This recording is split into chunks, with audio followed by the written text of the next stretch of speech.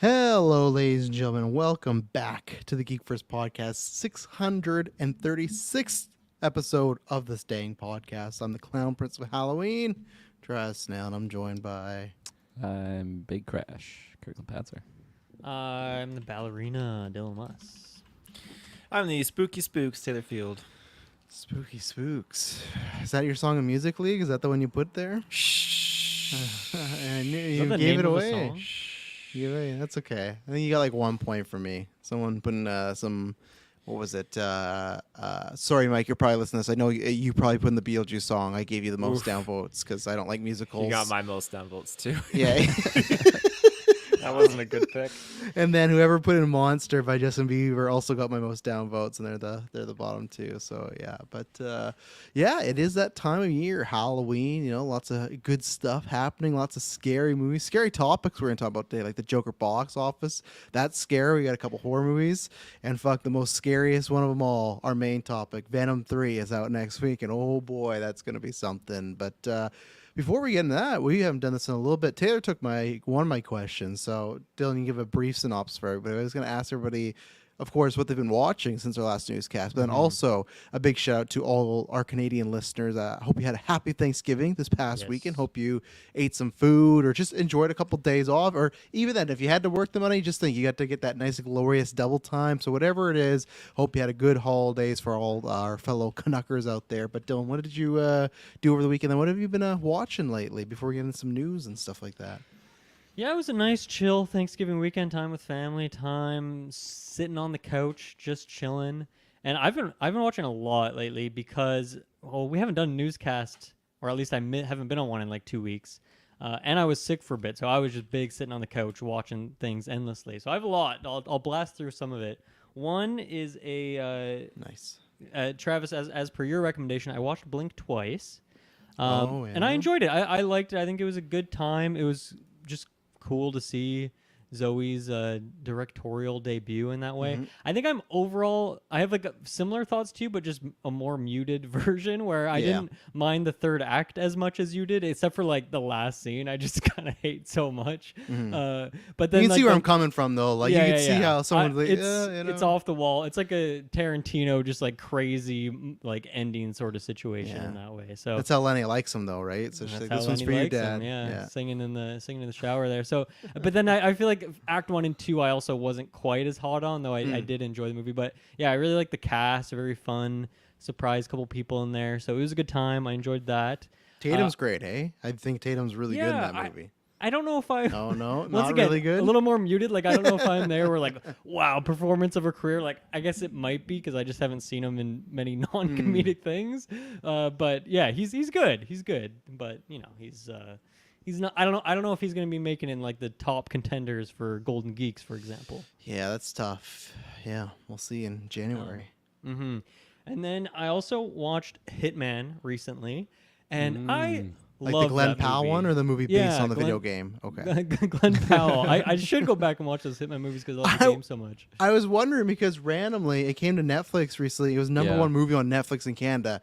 Very random. I did not think people liked that I feel movie. like every time it's on Netflix, it's in like number one. It's like top 10 in Canada for some reason. Us Canadians just love that movie. I think that's a classic movie that was just like on Spike a bunch. Do you mean like the old Hitman you're talking about now? Yeah, so like the one with Timothy Olyphant, the very first one. Yeah. They did make a second one that I think no one saw. I love the game series. Still have never seen that second movie, and I don't think I've met anyone that has. But I thought the movies were kind of just known to be very bad. I wouldn't say that first one, Oliphant's bad. It's just very generic. But it was number one in Canada Netflix for like 9 days or something. I was wild. It's funny because I did not see that. So another algorithm thing where I feel like they just show you like they should know that I would care about that. But anyway, I watched the new Hitman with Glenn Powell, and yeah, I loved it. I thought it was such a great time. I mean, I haven't seen Glenn Powell act a whole lot, but I thought he did a really great job here, like in some of the more emotional stuff, even though it is a mostly kind of comedic movie, but he's, you know, wearing all sorts of different hats. So that was really enjoyable. The second lead, I don't know her name yet. She's fantastic. Because she was in also Blink in twice. Blink. Yeah, she's exactly. having a big year. Yeah. So I didn't know who she was, then watched like 2 movies back to back with her and think she's really good in both of them. Please forget her name. And it's just such a fun movie. I just had such a good time. I feel like it's there is some dark subject matter, but it is very light, and I just feel like it's going to be one of those ones that I just want to put on every once in a while. It's like a comfort movie in that kind of way. So yeah, I was really pleased with that one. That was a good time. Who wants to take a shot at that? Now, I will say that last A is not supposed to be there. That was an error on my part. Adria Arjona is there supposed to be the accent on the last? No, I just A? said that was a mistake. It's right beside the enter bar, and I did that accidentally. But yeah, Gotcha. so Adria Arjona, yeah, she's a big popular fan cast right now for Wonder Woman. I don't think that's going to happen, but that's who a lot of people are throwing their weight behind. But I think one way or another, I don't know. No, I don't think anyone's going to scoop her up. Of course, no one. I'm gonna write her name down. And then the last new movie I watched is Drive Away Dolls, which was just a wicked movie that I definitely had on my radar just because of Margaret Qualley, pretty much. But yeah, what a just insane movie. I mean, she's doing like the weirdest accent of all time. It's great. It is, and then like just so many weird trippy sequences, like kaleidoscope, like LSD trips, some wild cameos in it. It was a fun time, but I don't think I could recommend it to anyone. Like it's not good. It was just. I mean, it was at least entertaining, but I feel like it was not. Oh, you don't not think it the was strongest. good? See, I think I have the hottest take in our Discord. I gave that movie like a 4 out of 5. I really enjoyed. That's too high. I really enjoyed that movie. I had a great time. I liked all the comedy. I thought the two leads had chemistry. I like the zaniness. I really liked it. But I'm definitely, I think, the highest in Discord. I feel like Yeah, everyone's just like a 3 like or I don't think 2. I'd ever watch it again. I was not. It's. Do you think you'll put it on in the future? I think so. I like enough those actors, but I like Quality a lot. Just like the shock factor, like the second time That's around, true. you're just gonna be like, eh.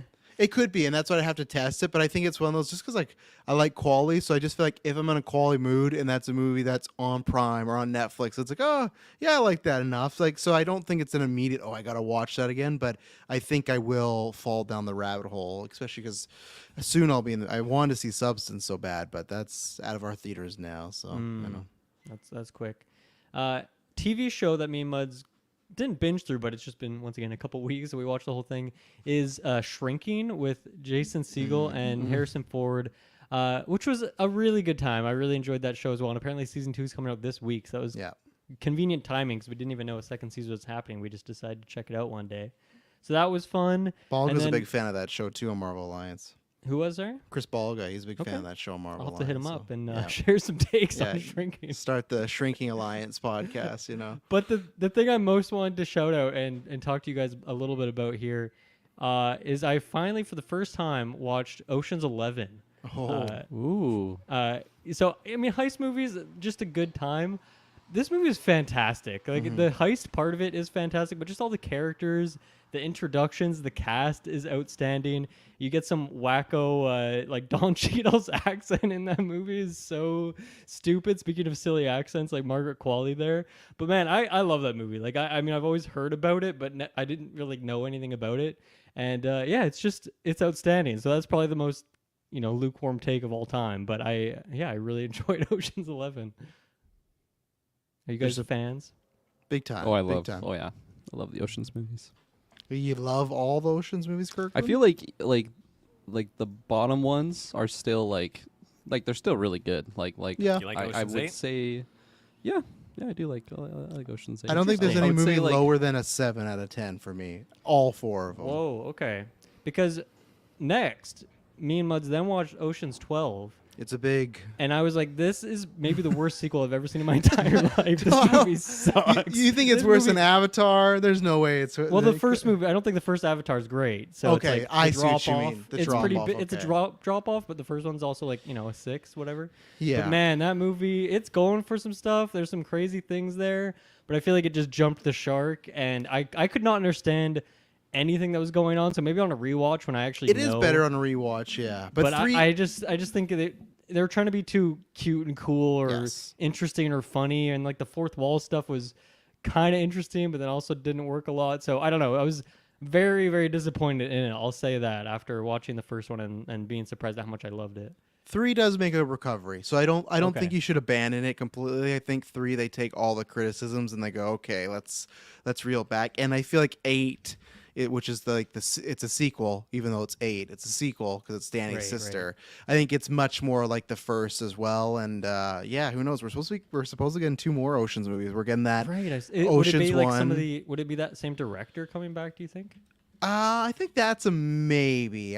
He's like retired and unretired a couple times, so I think it's. I don't really know much about him. So. Yeah, but I know they got Ocean's 1 in production right now, or in pre-production with Margot Robbie and Ryan Gosling. It's supposed to be Danny Ocean's parents, which I don't know how I feel with that. And then they supposedly are making an Ocean's 14 with a mix because like obviously Bernie Mac's passed away, so you can't bring him back. And the guy who plays, I can't remember his name in the Oceans movie. He's kind of the oldest one there. He's also in Friends. He's Monica's dad. Saul, is that Yeah, like the Saul. Yeah, character? he's passed away now. So there's a couple of them. So I feel like you'd get that. Maybe you'd get like a couple young up and comers. Get a Miles Teller in there or Glenn Powell or something. I don't know. Maybe it fits. Yeah. Like that's the thing. Like we don't have like who's our Brad Pitt and George Clooney who are like big stars but notoriously friends. I don't know if we have that. That has to be like Timmy Chalamet and somebody, I don't know, Austin Butler, but even then I don't look at them as good friends. Like, yeah, that's kind of random. Yeah, they should pull what I really want is and I think he should be the villain. They should get Ben Affleck in there so you can get that Ben Affleck Matt Damon connection with the George Clooney Brad Pitt connection. You know, that's what I'm pitching. I'm Ben into Affleck it. as a villain, I like it. Absolutely, Matt. You can see him own a casino being a shit like fucking asshole, right? Like you could Ben Yeah. Affleck could do that real well. He wouldn't even have to act. He would just be himself. Probably. I feel like he's a hard actor for me to like put into the villain role if I didn't see The Departed.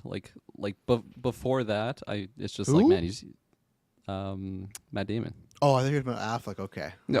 I was very confused. That I was like, about 180. yeah. Oh, Oh, I he's can see great, him as and a like villain. Interstellar, he's great too. Is his mini villain Yeah, role? Sure. You know? Yeah. Which it's not in the Coward. news. Yeah, it's not in the news because it's not a big topic. But they announced that he's the star of Nolan's next movie, so that's exciting. It's kind of funny how like you got Murphy, who's multiple times been like a minor lead or like a minor supporting actor, and then gets the lead. And same thing with Damon, right? Like Interstellar, you have I think he's like a voice in Dunkirk, and then he's in Oppenheimer, and they're all like good roles, but they're small roles. So I'm curious to see what they're gonna do together. You know, Is it announced that he's the lead of the next one? it's pretty like it's like S tier scooper saying he's the Nice. lead and stuff, and it comes out in 2026, which is stacked year because we got like Spielberg movie, Jordan Peele movie, we got a Nolan movie, we got the Batman. There's tons of stuff, so that year's getting really Maybe Tarantino will be done whatever he's working on by then. Probably. I not, hope. But maybe. Yeah, he'll start the script over again. Yeah.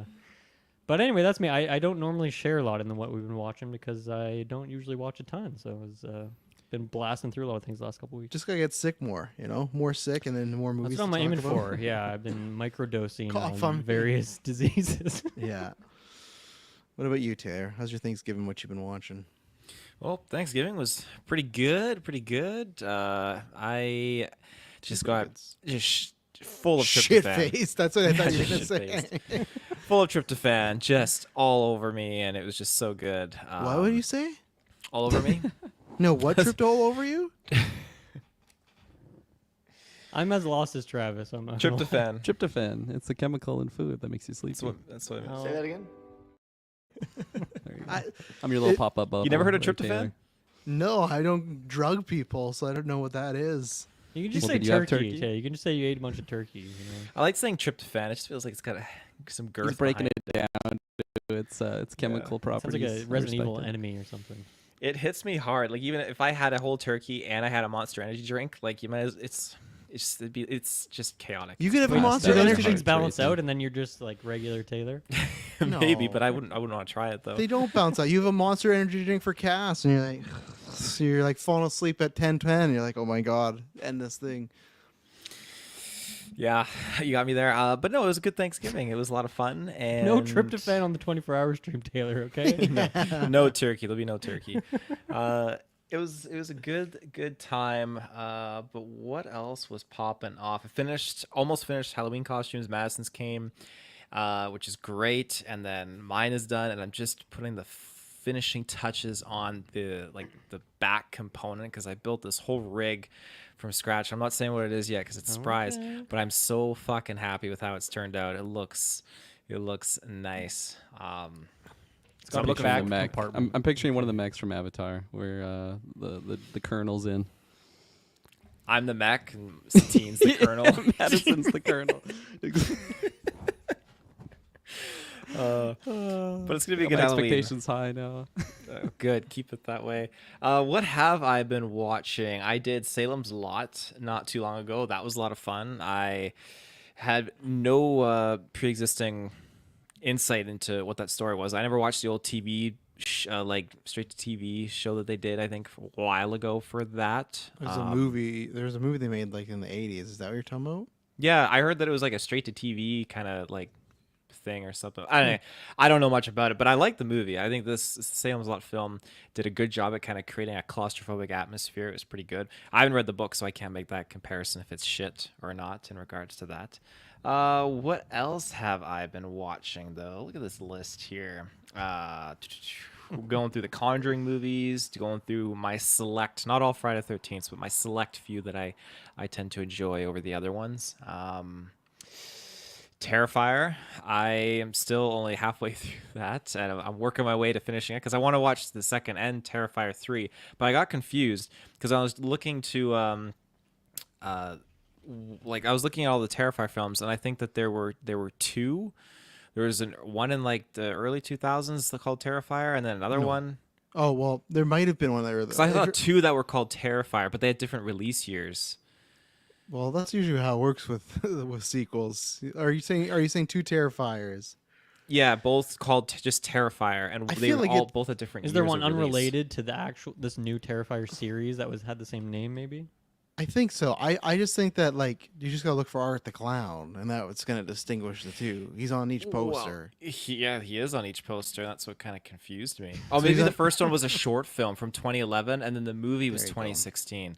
That makes sense. And then there was. Sorry, go ahead. No, you were gonna say talking about something about Halloween. There was something called All Hallows Eve Yes. or whatever that has Art the Clown on there too. But I'll defer to you because you know what that is. I just watched that for the first time like last week because I'm getting kind of in the Terrifier movie. I'm gonna try and give him another shot. So I've never seen the short film, but that's how I went with short film. And All Hallows Eve is like it's an anthology movie, but Art the Clown is sprinkled throughout it. So he's like, they use him for promotion, and then also you got Terrifier, and then Terrifier 2, and then you got Terrifier 3, which we'll talk about with the Joker box office. But is it the same actor? It's like David Howden. I can never remember. Espos always knows it off the top of his tongue, but I will because I want to show him out because I've said before, I think half or maybe over half of the success of that movie and that franchise is one, the look, and it's him, the actor. Because I mean this in the nice way because like, man, these guys, David Howard Thornton,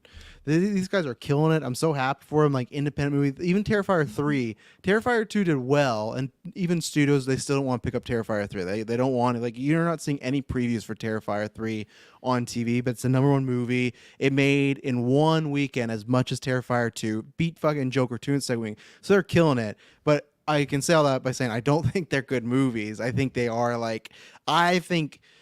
that's why I want to give them another shot, but I think they're what people say Saw is. And maybe some people think that about Saw, and maybe the later sequels are for sure, but I think it's a lot of just splatter porn, and like it's well made and it's fun. I still think like I can enjoy it. They're all passes for me, but I don't think they're anything to write home about. But it's ask Clay, you get the hacksaw scene, but yeah, Art the Clown's fucking phenomenal. Dave does such a great job. Also, we watched him last year when we watched the Mean One because he played that too. But he's just such a good physical actor. He's just like he like other than Sam from the Trick or Treat stuff, we've not had like a horror icon in decades. But he's like a mime of horror. Like Art the Clown doesn't speak, and it's so interesting what he does and all his choices. But yeah, I watched All Hallows too, and that's same thing. I wouldn't be recommending it or anything unless you want to just complete the Terrifier saga,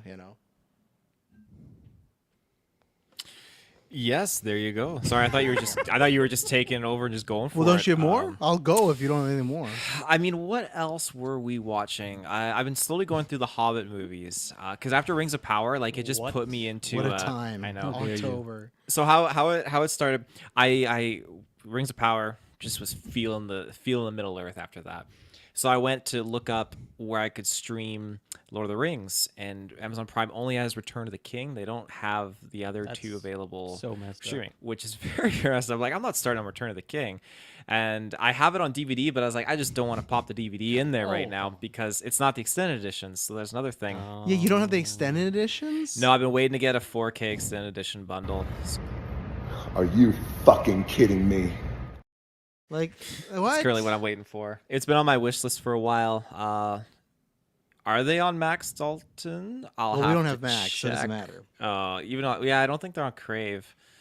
Yeah, I think they are on Max, Dalton, in your country, but in Canada we get like most HBO stuff, but there's still some stuff that's not the exact same. So yeah, but if you only extended, Prime has all the Hobbits, which has been satisfying my urge, and they got those nice and cheap. They got those nice and cheap. They're all free on, well, not free on, but they're all available on Prime. $5 for 3. They got abundance. 3 for 1 deal. I after going through like Rings of Power and going through like so many discussions with you guys, it's actually been a while since I watched The Hobbit, but I'm excited to get to Lord of the Rings because I feel like it's nice to actually be able to understand certain things that they say, just certain like character names or just different like events that happen in the story. And I know Rings of Power is not connected to this universe, but still it pulls from that same source material. So it's neat that you can kind of like connect to different things and kind of form that up. Like Ungoliant, I had no idea Ungoliant was actually mentioned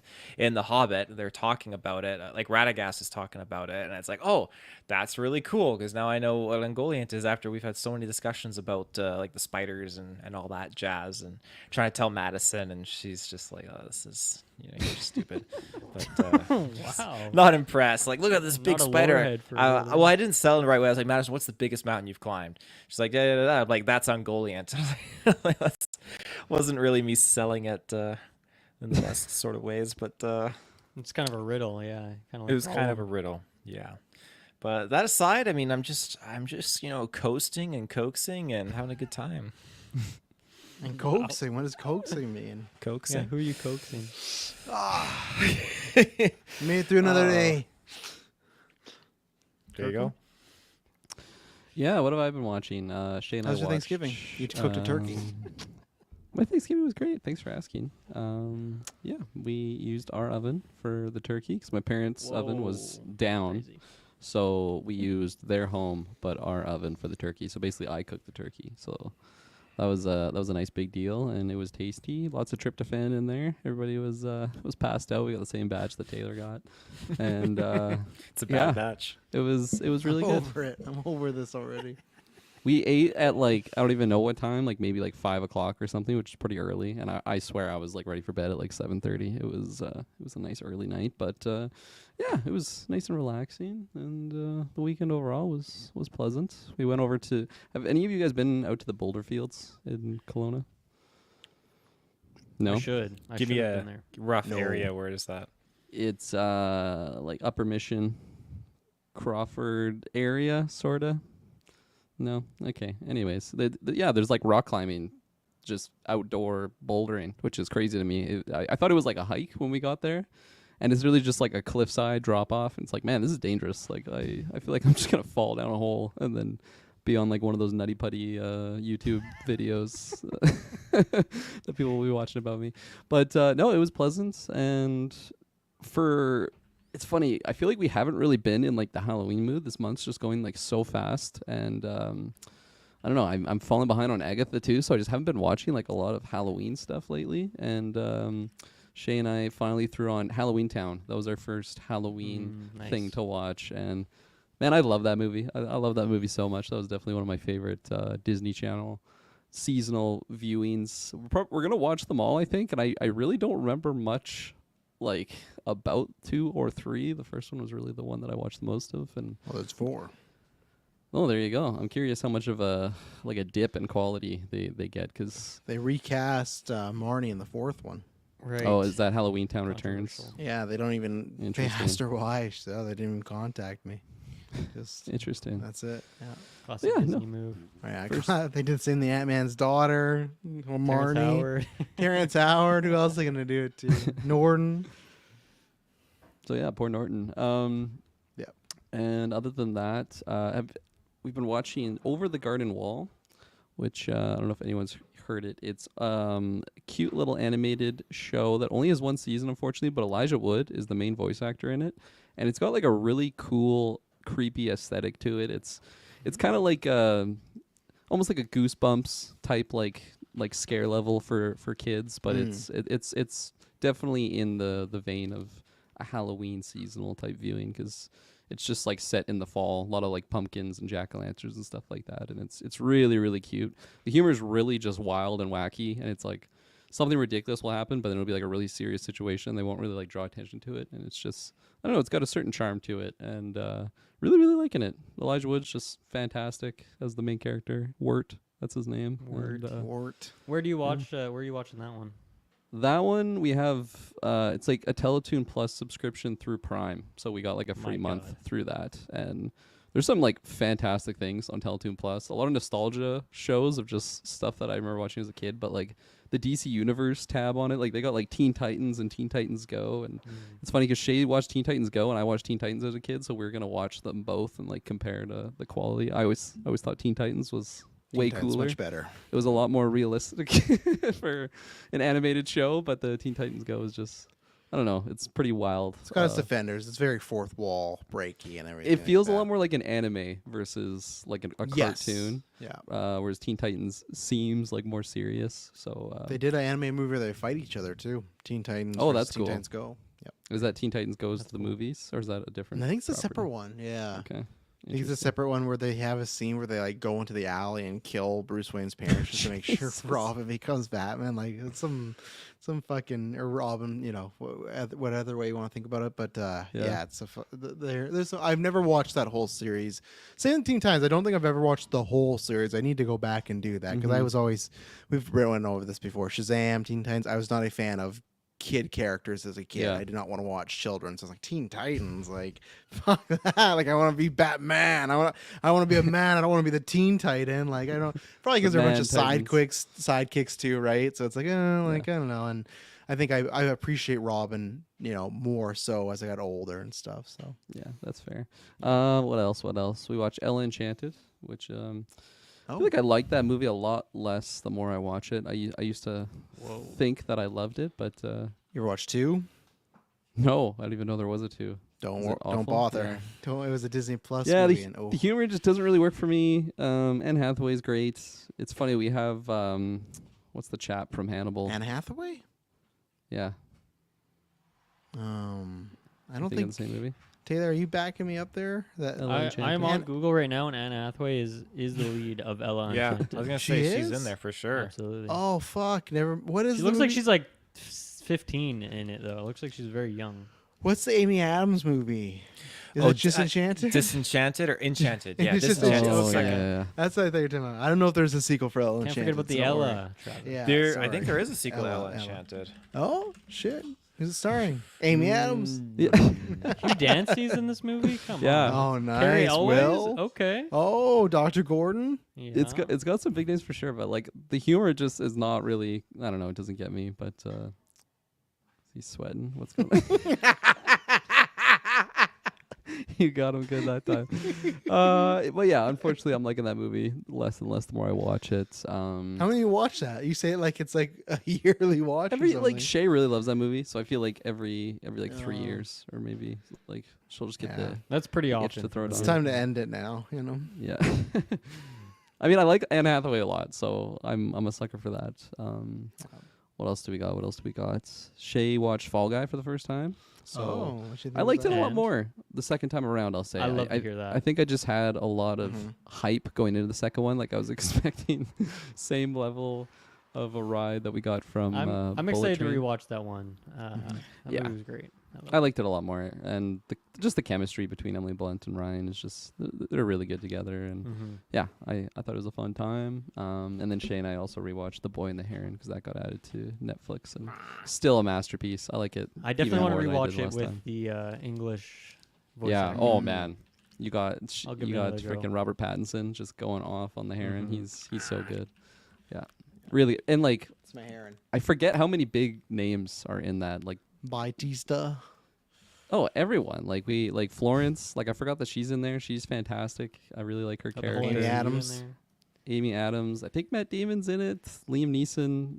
So like yeah, just a lot of nice Taylor draft sort of names in Yeah, there. the 40 I'd be the 40 surprised if club. Keira Knightley's not in there. Or not Keira Knightley. My gosh. Kate, Beckinsale. Kate yeah, Beckinsale. There you go. Keira Knightley too, though. A mix. The She's almost 40. So she goes right under can Taylor's add her to the group. list soon. Apparently, she's a spy show coming out in January, Taylor. So you can get it Keira Knightley? on Netflix. Yeah, it's like a spy thriller. Her and Ben Winshaw. Remember, he was in Cloud Atlas. He's the guy that writes the Cloud Sure Atlas. was. Cloud Atlas. Yeah, but he's a Oh, great Ben actor. Winshaw, 007. That's what I just said. Ben Winshaw. I just heard he lost me at Cloud Atlas. Oh, Q. Yeah, it's him and Keira Knightley. Apparently, Oh, they're Ben spies. Winshaw. Yeah, Cloud Atlas artist, composer. We don't need That's to talk it. about Cloud Atlas That's anymore. Okay, we did enough of That's that all I earlier. got. I don't think we did enough of it. Yeah, I know somebody. We didn't retro it, so anybody can become a Patreon producer, and we can do that movie. You're not wrong. I mean, I'll watch it again for $15. Let's do it. Are you done there, Kirkland? I'm all done. Thank you. All right. I don't think I talked about this in the last because I'm gonna steamroll through these movies. Like today, I watched All's Halloween, so I'm gonna get to the Terrifiers just to do another run through and see because I want to see 3. But very odd, they don't even have it in the Kelowna theater. It's only West Side, so it's like I'm not seeing it in theaters. I'm not making a trip to West Side for that. But I saw Wild Robot. Very tough situation because I also see 2 different movies, but that and Strange Darling. I don't know which is going to be my Golden Geeks pick. I finished Wild Robot, and because it's anime, I'm like, well, this would be a good one to pick up because, you know, those always sometimes fall by the wayside. Fantastic movie. I'd give that a 10 out of 10. Just multiple moments where you're going to become emotional. The score is so damn good. But yeah, that movie just blew me away. It's already fucking going to be on VOD this week. Don't know why. But yeah, everyone watch that. That's just because it's like an anime movie. No, it's great. It just has such a good like artistic vibe. The first act, it's not like a silent film, but there's not much dialogue for a while, and it's just music, and the art style is fantastic. So love that. And then Strange Darling, that movie I was worried about because everybody in the Discord was hyping that one up, and I just thought it's funny because I thought, well, I don't know if we ever talked on the cast. I don't think we did. And I saw a trailer and I'm like, well, this gave everything away. That was kind of lame. So I kind of wrote it off, and that's why I was like, oh, I'll get to it. And I didn't even see it in theaters because it just that was another one too where I think it came out when we were. I can't remember. I think we were camping, and then it's the same thing. If I don't get to see it on like the Thursday, Friday, sometimes it's tough because other movies take its place. But that movie, man, that is such a good fucking movie. If anyone likes anything like just a semblance of non-linear storytelling, this is like up there to me with like Pulp Fiction, and I'm trying to think of another one that I had a couple of my There reviews was Pulp Fiction. for non-linear storytelling, but I have Okay. them both as a 10 out of 10. For me, this is very different. This is much more of like a romantic thriller, I will say, but I don't want to say anything more because anything will kind of tip the hat, and they just do such a good job. And so I think I'm leaning towards that one because Willa Fitzgerald is just, she's fucking, that is for me my best female performance of the year so far, like with a bullet. It's like a star-making performance. Unfortunately, I don't think the movie like did amazingly well, so it's a hidden star. But no, those 2 movies absolutely recommend. I saw Trap finally. I liked that enough. I think I was like prepared, but I had more fun, I think, obviously, than you did, Dylan, and other people too, because I think I was just like kind of went with the insanity of it. But Harnett was just so much fun in that. I want to see him do a bunch more comedies. I was like, today I watched The Conjuring. That was on Netflix. So I had to watch that. That's 10 out of 10. One of the greatest horror movies of all time. Saw Sam's Lot. That's it was fine. It was a fine watch. That's all right. And then we got to see Scream at Bernie's, which was really good. Got to see that in a theatrical setting. So that was tons of fun because either it's people that like hadn't seen the movie or don't know the movie as well enough. So you could see people getting like jump scares or just like Arquette and Lillard were still killing it like in the theater, just like the laughs. But no, that was great to see that way. Great kind of throwback movie. And then finally, my last 2 is I watched it.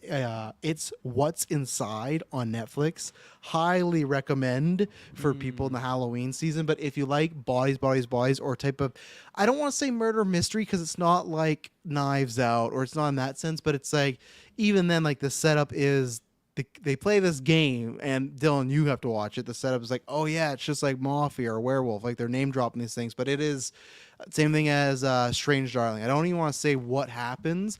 Even try, if you watch it, don't even look at the synopsis, because I think that gives it away.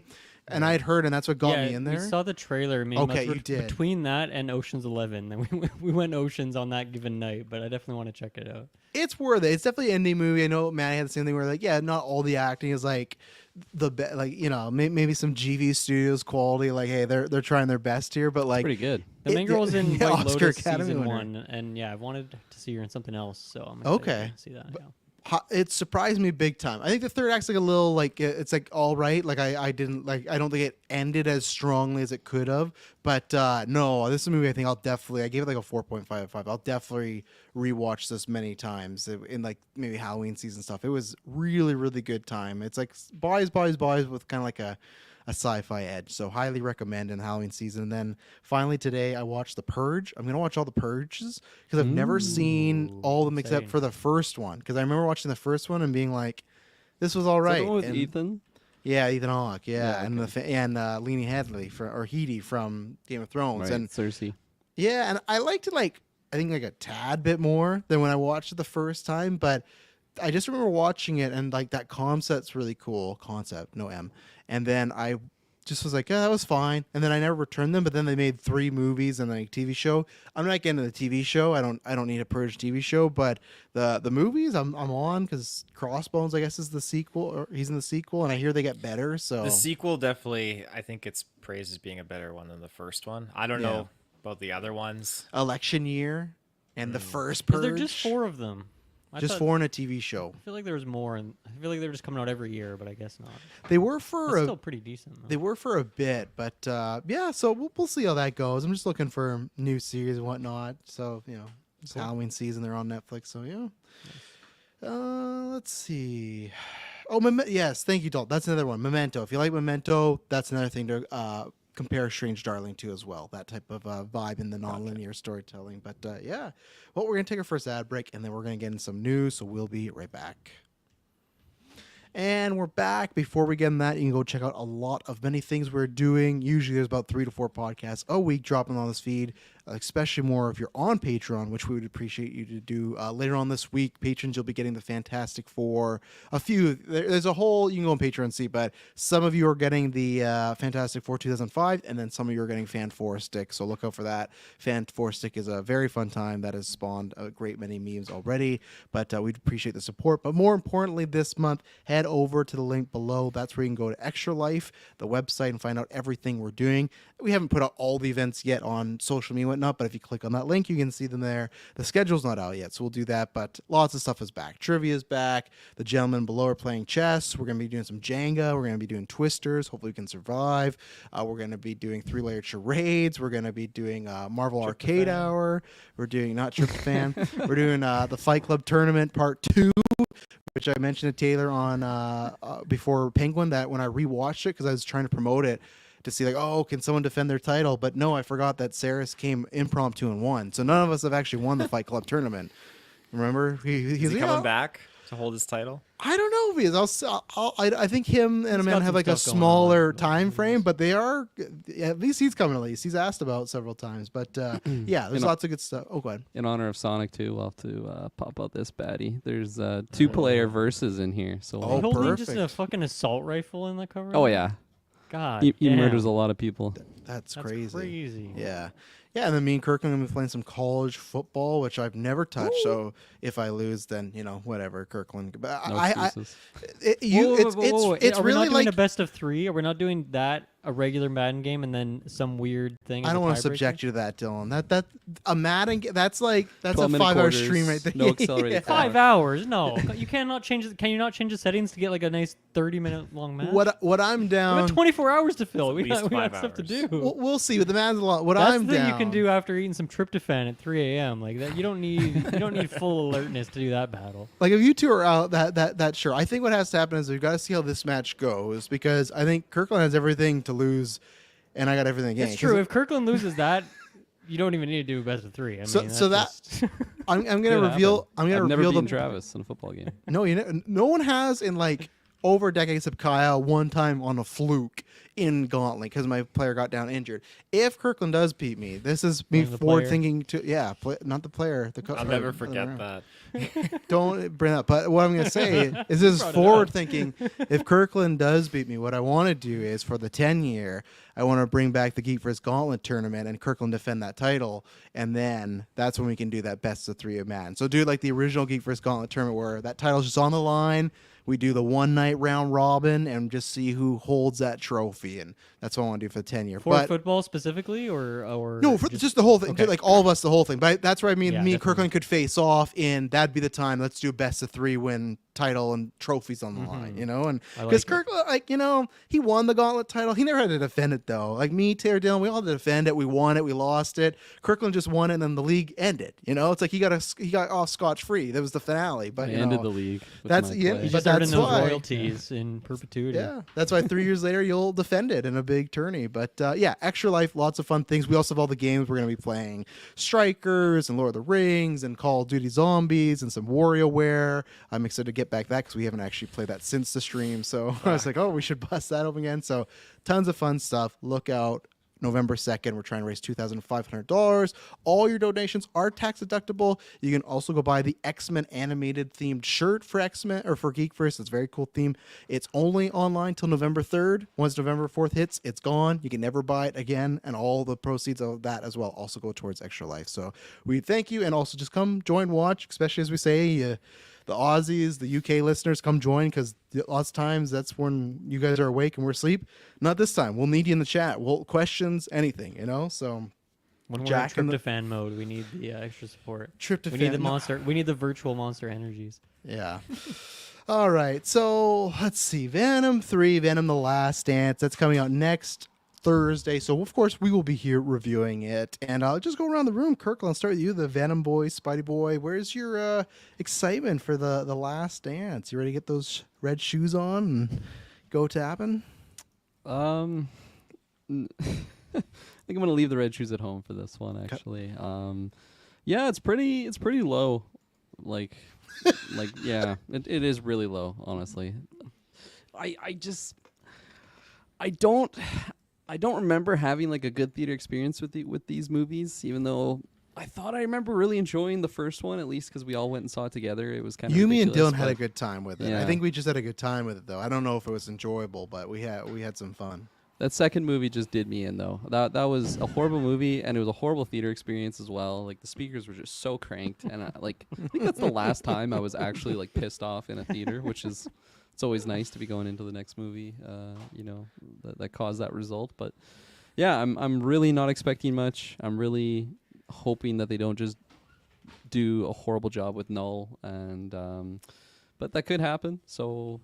I mean, it happened with Cletus Cassidy in the last film with Woody Harrelson. They're very so capable of doing a terrible job. So it's like hopefully they can minimize the damage and not bring in other characters that I find interesting, and they just do a horrible casting or maybe just tweak the writing on the character, make them really bad. But yeah, I hate to be super negative on anyone that is looking forward to this movie, but I really am not. I just seeing this like in the news for today's topics, it's just like, oh my gosh, that movie's it's coming up already. Like, oh my gosh, here we go. But I mean, that being said, could be surprised. We'll see. Maybe I'll get all Could, yeah. teary-eyed by seeing the end of this relationship between Eddie and Venom. But I'm sure this movie will make pretty damn close to $1 billion. So we'll probably just keep getting more of them.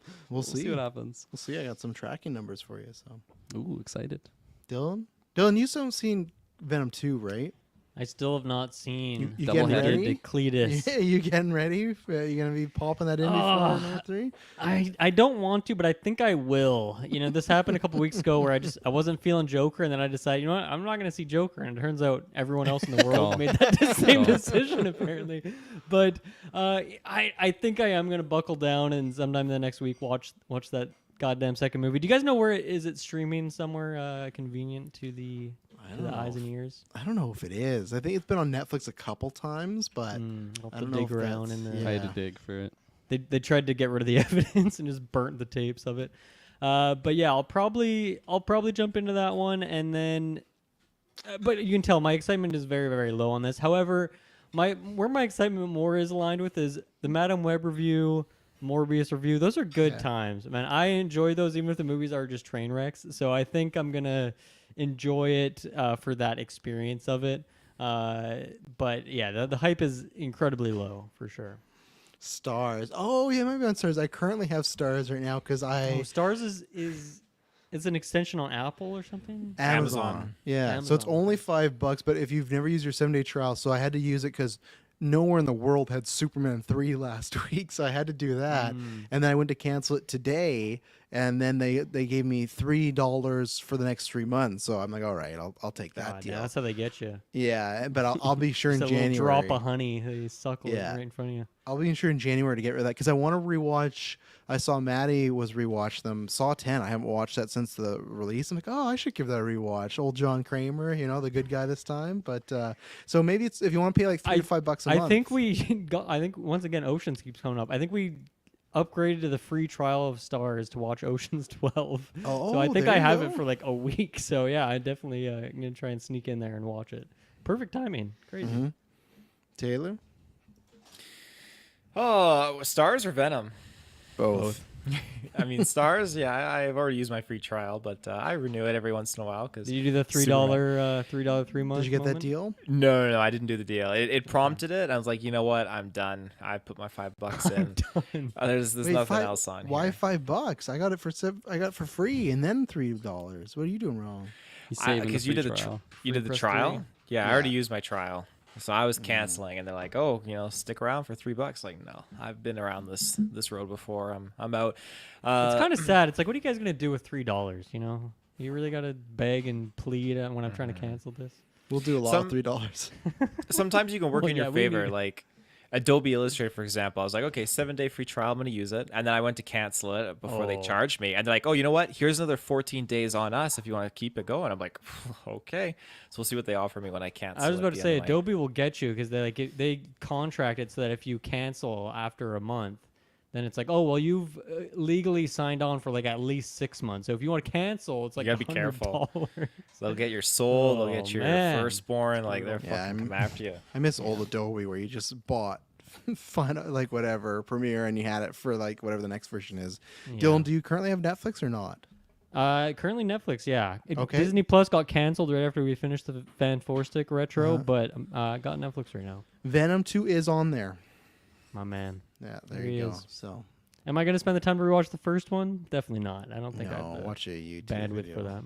Yeah, Watch a YouTube video. Is that like what you what happened on said? Venom. Oh, like a re- yeah, I thought you Two said times just like speed. just watch I something. think I else. remember, Just watch you know. anything on YouTube. Venom just doing Venom stuff. There was the fish tank scene, all that good stuff. Tater yeah, tots. tater tots. Yeah, I don't remember Michelle tater Williams. tots. Remember Oh, She maybe I should Venom? Watch it now. Remember She Venom? They gave her the very voluptuous body set and makes out with Tom Hardy. Well, maybe I should rewatch this. Riot, Sounds you good. know, I'm Riot. That guy. What? Man, I don't remember his this only movie at line. all. I'm Riot. I think he does say I'm I Riot. swear I reviewed it, but I don't know anything about it. Oh shit! I was gonna say something else, but it's lost me Riot. Gandalf. Venom. Say that again? Oh, the YouTube video that It worked. yeah, it's because we're reviewing Superman 4 later, and I was trying to find it, and I found on YouTube that someone has like it in like 35 parts, but it's like they've Nice. recorded it on their phone, like they've recorded the TV on their phone. And for a second, I was like, "Do I watch this?" Because I couldn't find it anywhere. No, I'll find a way, and I just bought it. But yeah, Maybe he's so. missing like one part in the middle. Yeah. Oh, very vital for Superman 4. Oh, there you go. S-Bub's our resident Fortnite and guy in the chair. She Venom, the design from that first film is coming to Fortnite this month. Why? It's been so long. 2018. Why? Last Dance, 6 that's years why. late. But why not characters from Last Dance? Not the first Venom movie. It's about remembering the first, where we all started from. Yeah. Because the Or Venom Endgame boys now. came for the first one, and that's what they're. Oh, they came for come to She Fort- Venom. and That's that's what what they they're did. come to They gotta Fortnite stop for. coming is what they need to do. But yeah, no, I got nothing to add here. You guys know my excitement's at an all-time low here. Sony, like, what are we talking about here? Morbius, Madam Web. This time we got the writer and the person that wrote this movie, who had also written the 50 Shades of Grey's movies. They're directing this movie. So, and if Andy Serkis and like Ruben Fleischer like couldn't do anything with it, like I don't know, we're just kind of fucked. So like I'm I'm hoping to have a good time. I think at least Taylor and I will be seeing the same showing, so at least I don't have to see it alone. Yeah, Seeing we'll it, go together. seeing a Sony Marvel movie alone is a really tough experience. It's Thanks, like man. it's yeah, it's like going to prison and then right under is seeing a Sony Marvel Venom movie. But yeah, again, it's like Dylan said, it is it's a review. I think we'll have a lot of fun time. And again, for the people that like it, I hope you're having a good time with it because that means somebody's enjoying it, right? So that's where I'm happy for you. I'm trying to find the box office for this thing, but I was trying to find. But anyway, so Kirkland, you're talking about the tracking, everything like that. So a couple weeks ago, it was tracking at like 100 million plus. It's going to be its biggest opening, out of the three. And then it went down from like I think like a 80 to like a 70, and then right now it's tracking at like 70, which would be its lowest. And I bring this up because this is the same thing that happened with Joker, where it was tracking to be bigger than the first one, and then it was like on par, and then obviously it was like much lower than that. I don't know if that's going to happen here, but even though this sounds very bad, as I said, oh, people enjoy it, I am so hoping that what happened to Joker 2 happens to Venom. And not because someone might be like, well, Travis, you love comic movies. Why would you want that? They'll stop making them. Because I don't want them to make these ones. I want them to finally wake up and go, okay, Morbius, like that, 1 strike, 2 strike, 3 strikes, you're out. Like, to go from Morbius to Madam Web to Venom, and let's say it just does what Joker does, right? And I think it'll still do better. I think it has a broader appeal. I think it's not a musical and everything like that, but I think that it still has a broader appeal. But at the same time, I talked about this a little bit as Travis told you, like weeks ago when we did predictions, none of us thought that was gonna happen with Joker. We're like, oh, it won't be an Aquaman Marvels thing, right? So like maybe that will happen with Venom. Maybe Venom will come out, and because like I was looking at this, I was showing this to Emily today, and I showed this to Taylor Kirkland on Facebook as well. Like, this is the Kelowna screen right now. First screening coming out for Venom. Not a single seat sold. And then West Side with the big theater.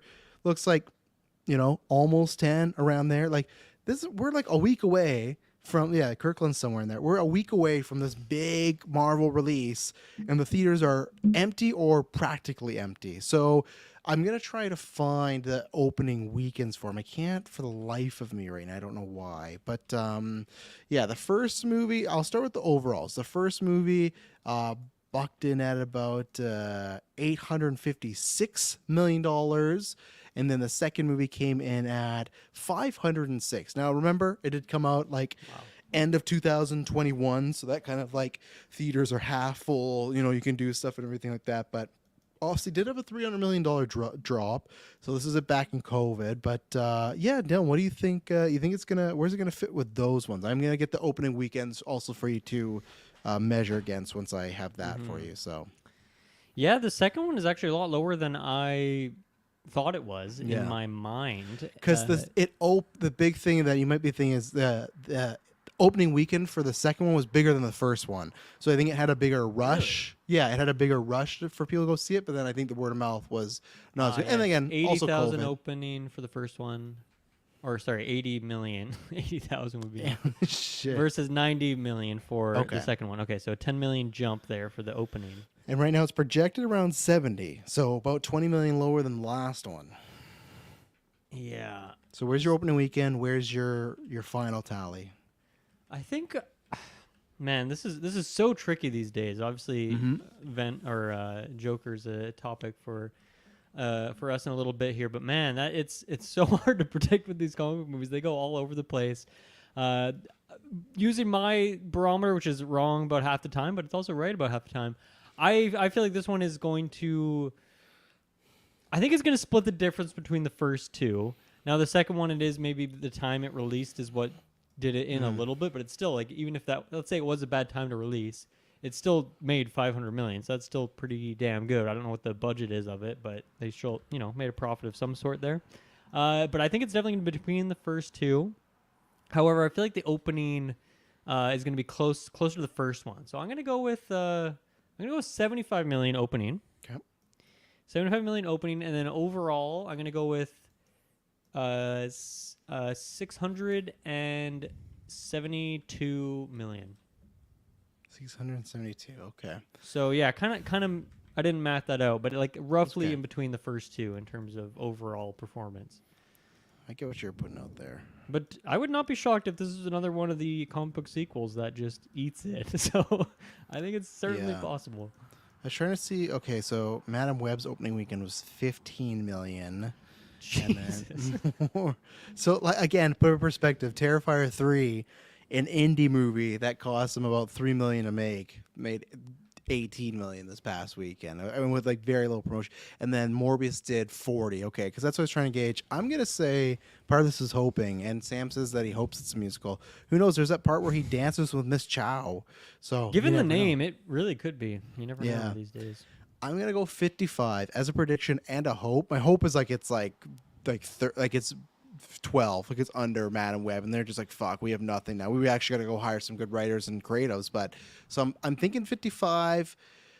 Oh, and it's just tough of like, what do we got coming out in the next little bit? I need to just see what's in the week after and everything like that. Because again, also I guess that doesn't matter, right? Because Joker just was like, oh, well, all we have is Terrifier 3, and that came out and fucking beat it.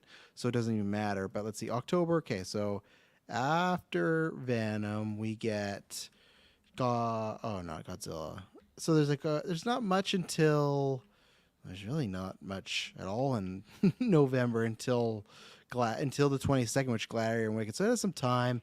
I'm gonna say 5. No, I'm going to say 475. Ooh, lower than second. Yeah, okay. I think I'm going to go lower. I don't think the word of mouth is going to be good here. And I think in a time where there's so many people making choices and streaming and all this stuff and holidays are coming up, like, and especially like, again, kudos to Mike, we haven't talked about this since the cast, Wicked, second best pre-sales of the year. Wouldn't have called that. So that's why I also think we might be in that stage where people like Wicked, Gladiators, supposedly doing good pre-sales. They might be like, I'm going to save my money for some of these November Christmas movies coming up, like Nosferatu, they're all saving it for that. But so I'm saying 55 opening, 475 overall. 475 overall. For the opening, what was the Venom 2 opening? It was bigger than the first. Dylan said it was like 80 something, right? 90. Oh, 90. Holy moly. 90 opening versus the first one had 80 million. Yeah, until No Way Home came out, it was the biggest opening of that year. It beat Black Widow and stuff, so yeah. I will say 80 million. I'll say it'll tie the first movie. Okay. I think it'll be pretty high. Just judging, I don't know, by the spike of seats on the West Side Theater. I'm just gonna take that as my little case study and try and multiply that across the globe or domestically. But for total, Dylan, what was your number? Oh God, I don't even remember. 672, I think. 672. That sounds right. I'm terrified to say it, but I feel like it'll still do really well. So I'm gonna say 800 flat for this one. I'm gonna be shooting high for this one, even though I might not be hoping for it. Why do you think it's gonna do like 300 more than the last one? I think just the Last Dance aspect. I also think just the name of Null in the trailer is enough to like really pull people into wanting to see it on the live action. Do your parents know who Null Who is? the fuck knows who Null is? Oh yeah, my parents big Null fans. They're like, Anyone who plays Marvel Snap knows who Null is, but no one else. No one knows who Null is, Kirkland. If fucking a lot of destroy decks out there. I feel like people are gonna be. if Lady Gaga is Harley Quinn ain't pulling people in, fucking Null sitting in his chair for 2 minutes and pulling people in. I promise you no one knows Miss who Chow Null though is. dancing with Venomites. So I don't know. We'll see. Hopefully it's not the case. Maybe it's one of those things that I'm just hoping for. I'm saying the guess number and hopefully it goes in the opposite direction. But yeah, I'm shooting big here. Right Flat there. though. It's gonna be a very flat number. Just 800 flat. All right, Taylor. Nice. How many people are Null bringing in? I think box office, I'd feel comfortable saying it's probably going to be opening weekend. I think 70 million. I think that's a very realistic approach. I'm not as high where you are, Dylan, but I think the 70 is just a low enough tier. But in terms of what it's going to do overall, Kirkland, I can't believe that. I think it's going to be. Wow. Can't believe it, Kirkland. Fuck you, asshole. Because Venom 2. Venom 2 is 500 on a budget that was 110. So they definitely made a profit. And I'm sure in the great boardrooms profit. they're like, oh, it's COVID. 400,000. I'm gonna say 400,000. Whoa, 400,000. Bomb City over Half here. what I said. Oh, is that what you said? Yeah. Because you know Null cost them at least 200 million to get that character. in Yeah. here. Had to They'd buy the license it rights. from the other Marvel. Yeah. Okay, so what happens with Mr. Null here? Here's a good question: do Venom and Null even interact in this movie? Like, Yeah. does interacting mean like In the same talking in scene. his head? 'Cause Same that's- scene, I'll that's say. interacting. They fight. They're within inches of each other. No. I don't think they'll be Oh. within inches. I don't think they'll be Inches? My rubbing God. bodies or anything. But Okay, they're within a football field of each other. Yes. You think so? Yeah, Yeah. maybe I not. don't think so at all. You're getting the Madam Web treatment where they put the suits 100%. on in Like a a dream college sequence. football field or like a Madden football field? both football fields. I'm with Taylor, where it's like European Madam. football. It's like Madam Web. He's in the trailers. They're gonna talk about him again. Hell, remember when Michael Keaton, like some of the stuff we saw was mostly an end credit? What's like up, Doc? I could see someone do a Spider-Man. I hope Noel says that. Why am I here? Oh, someone do a Spider-Man. But like, I think you'll get a little bit in the movie, and it'll be like a Thanos thing. Like he looks at Earth and he's like, oh, but I don't think they're gonna interact at all. I could see that the Null thing is like a complete add-on. Like It's they just may to get talk butts to him. and seats. That's why they threw it in there. I think it's to gain some internet traction, sure, and to unfortunately get Tom Hardy into the MCU again. But no, I think Null. I don't even think Null speaks in this fucking thing. That's my prediction. Don't you think he Wow. speaks? Crazy. I'll counter that. I'll say he speaks. The Null fans are going to be very disappointed with this film. The dozens of them. Yeah. Yeah, and I also think just because in the trailer they keep showing his hair in front of his face. I know there's all these rumors about, there's this actor, that actor. I bet they haven't even fucking cast an actor. It's just some fucking CGI guy. It's a stunt man with CGI stuff around him. That's why I think he's not going to speak either. It's like Thanos in the first Avengers, right? He didn't speak. He was just some stunt guy that they hired. I don't think they do that much teasing in the Last Dance, you know? Like, that's the kind You of don't think they breadcrumb would? you throw out in the first one, potentially. If But that's what they're playing, if that's what the long-term plan is for him. well, no, They they don't said, even know the long term. so I guess I'll help you this. That the producer, they did some need interviews help, this for week, sure. and they said that, this is not like, Null's not a one and done. You'll see him in many projects. So like, this is just the beginning of Null. Yeah, but don't they say that all the time? Well, I guess the movie bombs, but I'm just Like, saying, they're not like, going to say, like, Jake Gyllenhaal dies in Spider-Man. So get excited for the movie, but he still dies in the end of the movie. Like, they're never going to say that, right? I'm going to say Venom him don't interact a single bit. Not once. Okay. I'll go football field level interaction for sure. They throw the pigskin around a little bit, couple tackles, couple sacks, whatever Father that son. means. Yeah. Couple sacks. Kirkland, you think they're interacting? I think For they'll the foreign interact. country? I maybe beyond a football field length, whether it's European or American, even cricket field length, whatever the hell that is. Cricket's probably telling smaller ya. than a football field, I would think. I think that's he'll like be a like baseball. talking in like Venom's head or something. Like I think there will doesn't be count, though. how does that not count? That's They're interesting. They gotta be in person, not just because you can get Oh, any well, you didn't fucking say guy. that. You said you- interacting in You any can get was way, shape, or implied. fucking. It form. was You can, implied. he was implied, yeah, you can get fucking Troy Baker in a phone booth for a week to like, do some no lines. Like, oh yeah, I got this. Like, it's like like I don't know how you guys are falling for this. They just did this with Madam Web. They're doing it again. Remember Spider-Man on the wall wanted, and when we got to the movie Morbius, they just took that scene out. Like they're doing it again. They're learning. They're getting better. This is why it's going to make $800 million. I'm telling you, we're gonna do the review and say, "Oh no, that was stupid," right? Like, I'm telling you. I mean, that's honestly best case scenario for me because I didn't even want them to be the character to begin with. But I think Travis, there'll you be say that as if dialogue like for we're sure. basing our enjoyment of the movie on whether or not this happens. Like, No, this isn't I gonna don't make think it it's better. gonna It's gonna affect our enjoyment. I'm one just way or the other. surprised by the prediction. Here, I'll say this. Here's another fun one. What is the actual screen time of Null in this movie? I'm going tricky under 'cause 3. He's kind of like gooey and stuff, right? So it's like if you get a bit of his goo, does that count? Okay, I'm saying purely the white, like the embodiment form. That's So what now I'm we're saying. actually seeing him.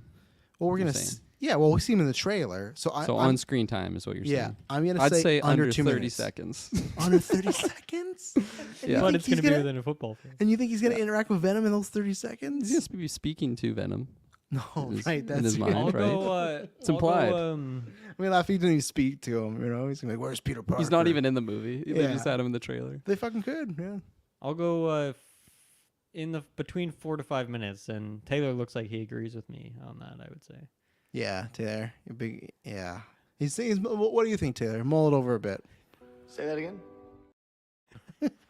Speaking for him over here. 30 seconds. Okay, so Kirkland and Taylor 30 seconds. Dylan's 45 minutes, and I'm under 2 minutes. Look at my Not stopwatch. 45, 4:25. Okay. In between 4 and 5. 45 minutes. 45 minutes screen time would be insane for a villain in a movie that's probably an hour and a half long. The chat GPT end credit length, 45 minutes. I think it is like an hour 40 without credits, they've said. So I there love you that. go. You know, more comic book movies need to do that. We don't need 2 hours of this crap. Secret okay? Wars, hour and a half. Give it to Secret us. Wars, yeah, I want like a short film. I want like a Disney An special epilogue. feature. Special presentation. Secret Wars. Don't even put in theaters. Just put on my TV screen. All right. I'm trying to think. Like, I'm not gonna ask returning characters because we like Michelle Williams isn't back. I don't think Carnage's coming back. What do we think happens to Eddie Brock here? What's the story? Does he die? Do him the symbiote separate? Does it just end same old, same old? Like, what do you guys think? I think it's going to be like heavily set up for him to die, and then he won't. And then it'll be a big moment that they separate. And then there'll be like a little thing at the end that they're like, no, actually separated. And it's just like, what are we doing here? Maybe Eddie dies, and then the like they separated. Eddie dies, and then the symbiote saves him. It's like a natural way to end like Have the they story, done that but then they're like, in either no. of these movies already? I think they become close, probably in every movie. Eddie dying. But and they then- have that. Have they done that exact scene? Because I feel like that. I don't know if they did Eddie. In the first one, they did Venom because he like sacrificed himself and then he was secretly there. Okay. I think Venom 2 got fucking like Men in Black like flash in my mind. I can't remember other than Woody Harrelson and his choices. I can't remember anything. I can't even remember how that ends. It's gonna be carnage. Yeah, Yeah, I like that prediction. I think that was a good one. I'm gonna go with that. Yeah, I think Kirkland nailed it on the head. They're calling I think they're just saying Last Dance for the shit of it, and just it's a fun title because it's tied to Michael Jordan and it's good for SEO, and I think it's just like it is like, and it's one of those things where it's like, okay, it maybe if you're should I see Venom, like, oh, it's the last one.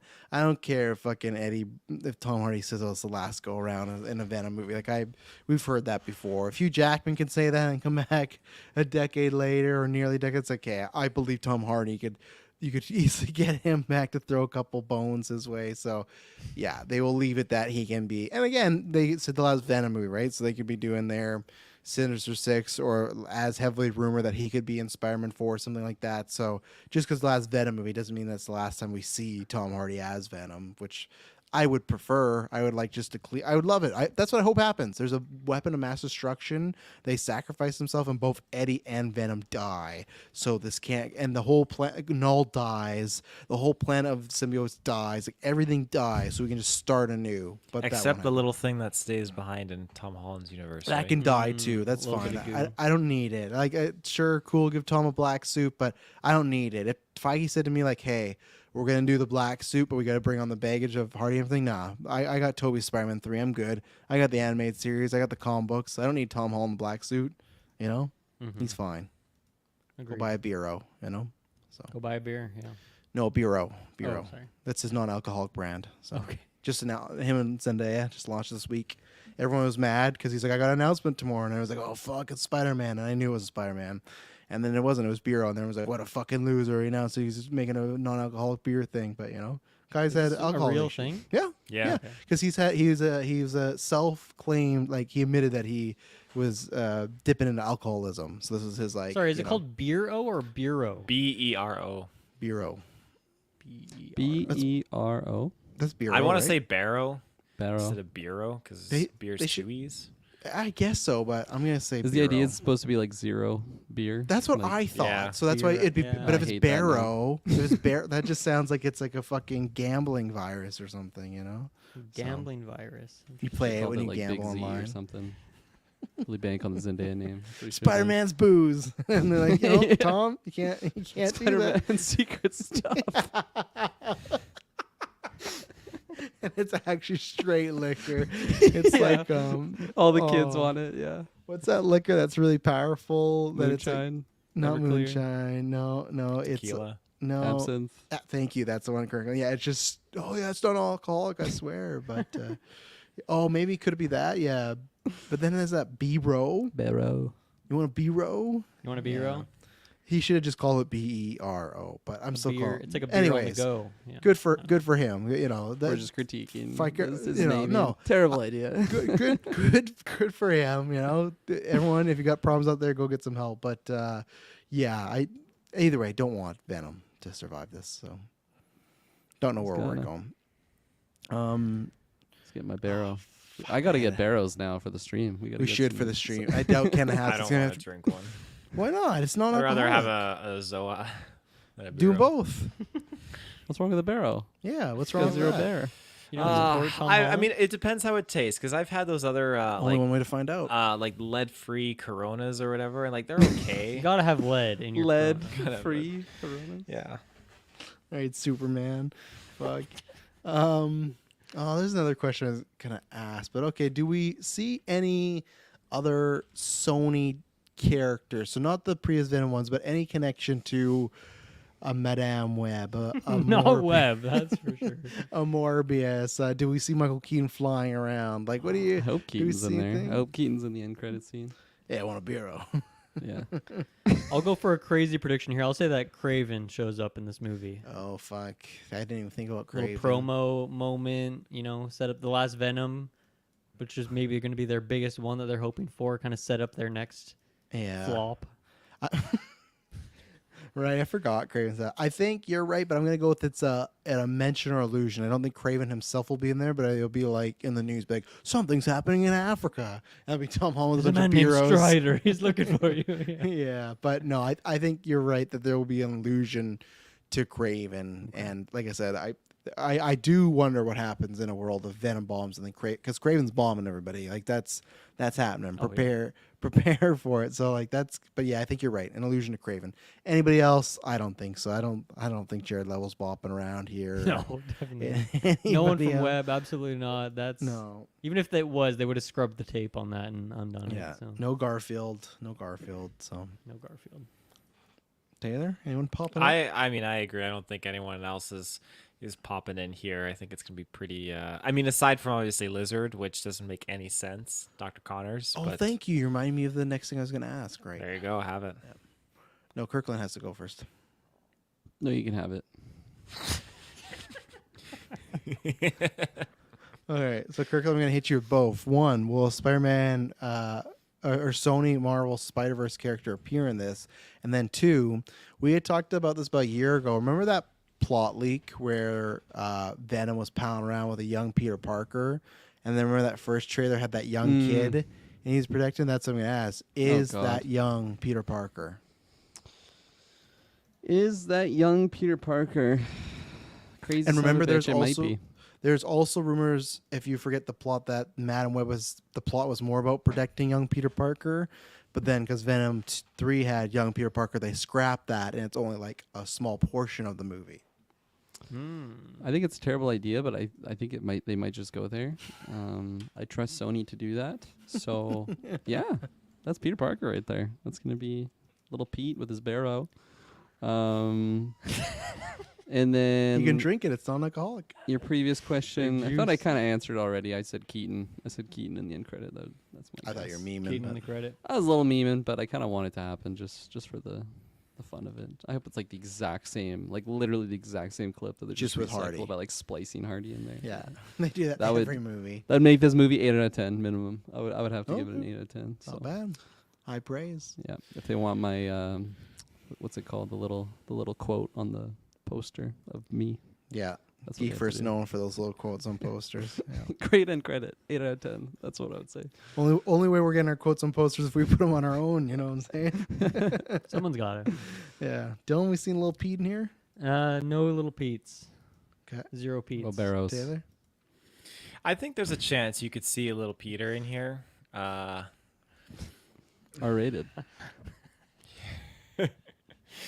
It depends though, because like I Certainly feel depends. we know the Morbius is in the same universe as this, but Madam Web is not, right?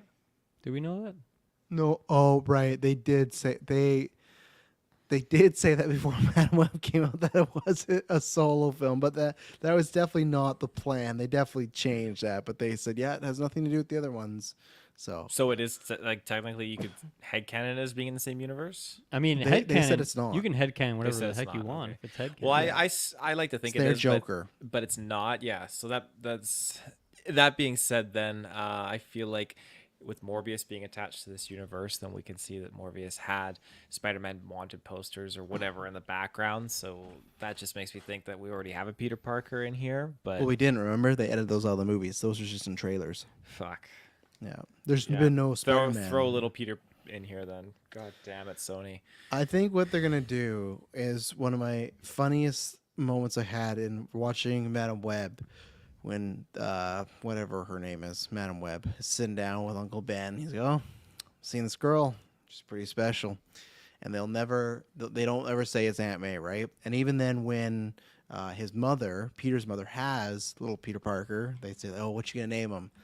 And they cut away. I think they're going to do the same shit again where, like, they don't say it's Peter Parker, but they give you enough that you know it's Peter Parker to the point where you're just like, just say it's fucking Peter Parker. But they're like, oh, it could be. It's like Todd Phillips with that, like, oh, he could have been the Joker. Could have been the guy who inspired the Joker. It's that type of shit where it's like, nah, pick a fucking lane. And that's where I think they're going to do the same. Because they did that in Madam Web, where it's like, well, yeah, do you think that's, I don't know. It's Uncle Ben and his sister-in-law is having a kid. I'm going to say this is fucking Peter Parker. Just say his name. What, like, is it just for the dummies out to be like, oh, I know it's Peter Parker? So I think they're gonna do the same thing again, where he meets a kid.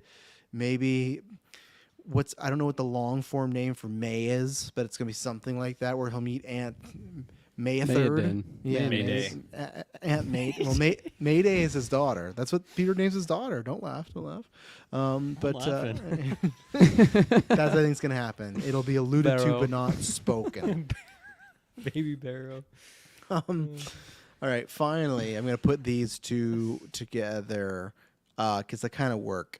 What is the end credit? There's two of them. There is two. That is confirmed. There's two. You all right, Okay. Taylor? I'm just laughing because the way you said, I'm going to put these two together. I'm just thinking Tom Holland in a room. I'm going to take 0 and beer and put these two together. What do you think?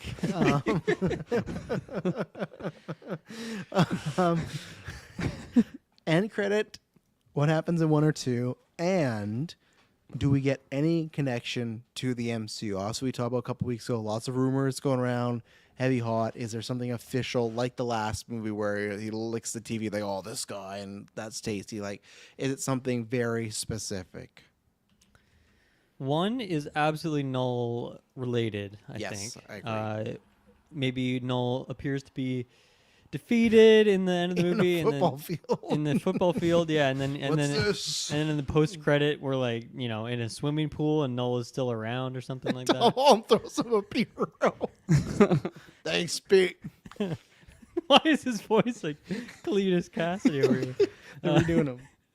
So I think one's definitely Null related in the way that we're maybe gonna insinuate that character is still around or still alive, or maybe an impending attack or something like that. If Like you the guys Thanos are correct, glove, and that Null thing? is not really actually a big part of the main thing, yeah, something like that.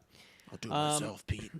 I do think they're gonna try and crack that door open to the MCU in some way. Now, I feel like they are probably not allowed by Feige and crew to do a lot. That is, I mean, I don't know where the rights would be on that kind of thing. It's such a gray area, right? But I think they're gonna try and crack that door open in some way. Like he discovers some sort of portal or dimensional thing, or some pathway back to that portal he once had before. I think that's what it will be, and that will be like the last stinger one, whereas the Null one will be like the first like mid-credit one, you know?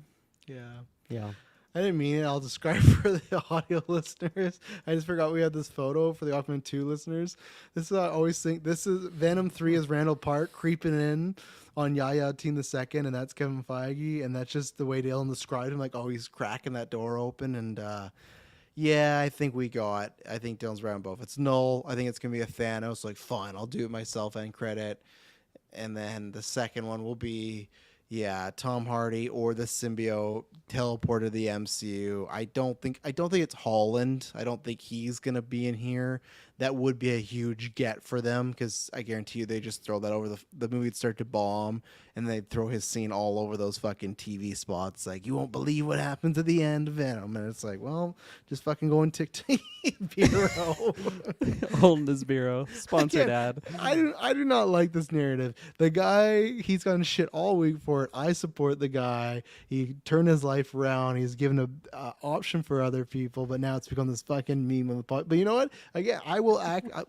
Kirkland, I will. You say it as if like it was. It's like as if he invented alcohol-free beer. No, it's his brand, and it's good. He's just getting the marketplace. He's younger and cool, so people might say, "Oh, Spider-Man." But yeah, Kirkland, let's buy some. Let's crack some open when we can in the future here. You know, it's non-alcoholic, so I can drink it. So it just came out. I don't even know if they were selling it yet, but launching in 8 hours. I'll really, stay for that. Yeah. Really, in the queue. Oh, yeah, get in the queue. Get us a crate. Be the first to get your hands on Barrow. Absolutely. Get us for extra life. We'll do a toast. It'd be great. Oh yeah, Canada's on here. Okay, we got 2 pregnant ladies on the stream. We they should can reach drink out it to him too. and see if he'll send us some, and we'll sponsor it on the live stream. After this stream, absolutely not. No, he's gonna see this episode and you fucking kidding me, mate. But Kirkland, MCU end credits. What's happening in Venom 3? Michael Keaton, like I already said, he's gonna be there recruiting him. Bureau. Who's he recruiting? Null or Venom? Venom, because Eddie and Venom will not be separating; they'll be together. And that'll be that. The symbiote? And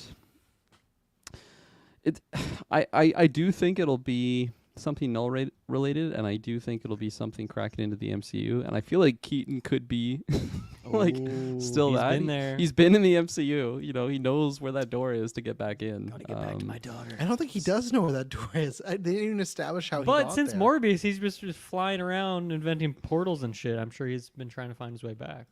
He was a great inventor, right? He was. Kirkland, is there a price on those bureaus yet? No, I'll show you what I got here. This is what it showed me. Oh, can't bring it up. You're one of the first. Keep an eye on your inbox for updates. Perfect. That's gonna be me sipping on my bureau. That looks a lot like yours. Scroll down a little bit. What else we got on this page here? We got nothing. That's it. That's it. Launching in 8 hours. There's no more info if you scroll down. No, that's the whole thing. That's the whole web page. There's not even like links at the bottom. Dylan, what is going on here? Now we're really shitting all over this product. Yeah. I love Tom Holland and his beer. I love Euphoria.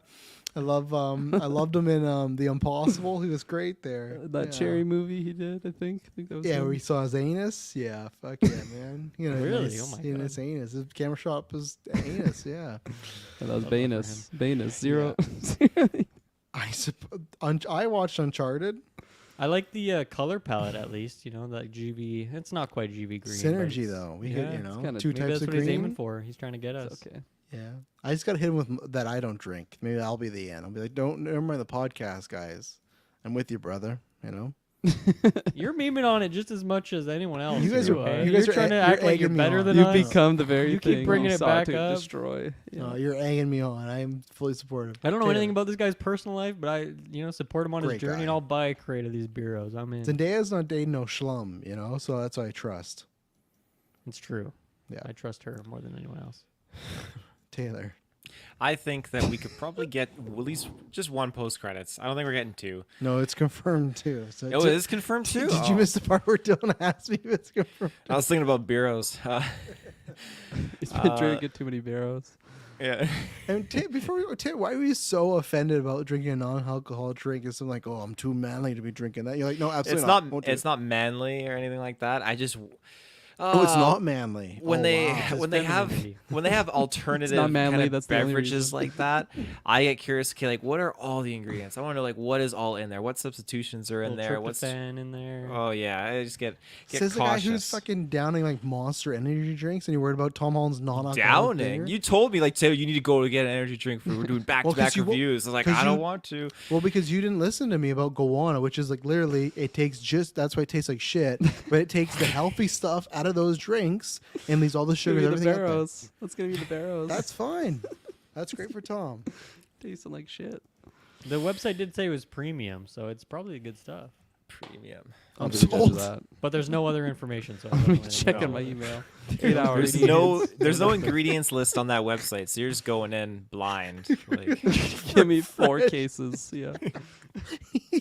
It's refreshing all night It's long. probably tell like you the looking for price. investors. They don't even have product yet. Buy your first case and get 1.5% of the company. It's like a pyramid scheme. Then you get the license to sell. Yeah, the you gotta beers. you actually have to brew it at home. On the stream, trying to raise money for kids, and Kirk is like, "Don't even forget, use that link below and buy some of my special beer brand." Send a link to my website. I'm sipping on a bureau, exactly like Tom Holland. Yeah, work with Tom. Oh, It's the best. Damn. All right, Taylor, get us that chat GPT going. Is it ready? oh, it's ready. All right, hit us. Actually, Okay. pick an ad break and then hit us with it. Ad break. And we're back. Hit me. So, I'm just adding this. He's writing that ad on my break note- down. Writing the ad break down. He broke the fourth wall. Broke the fourth wall.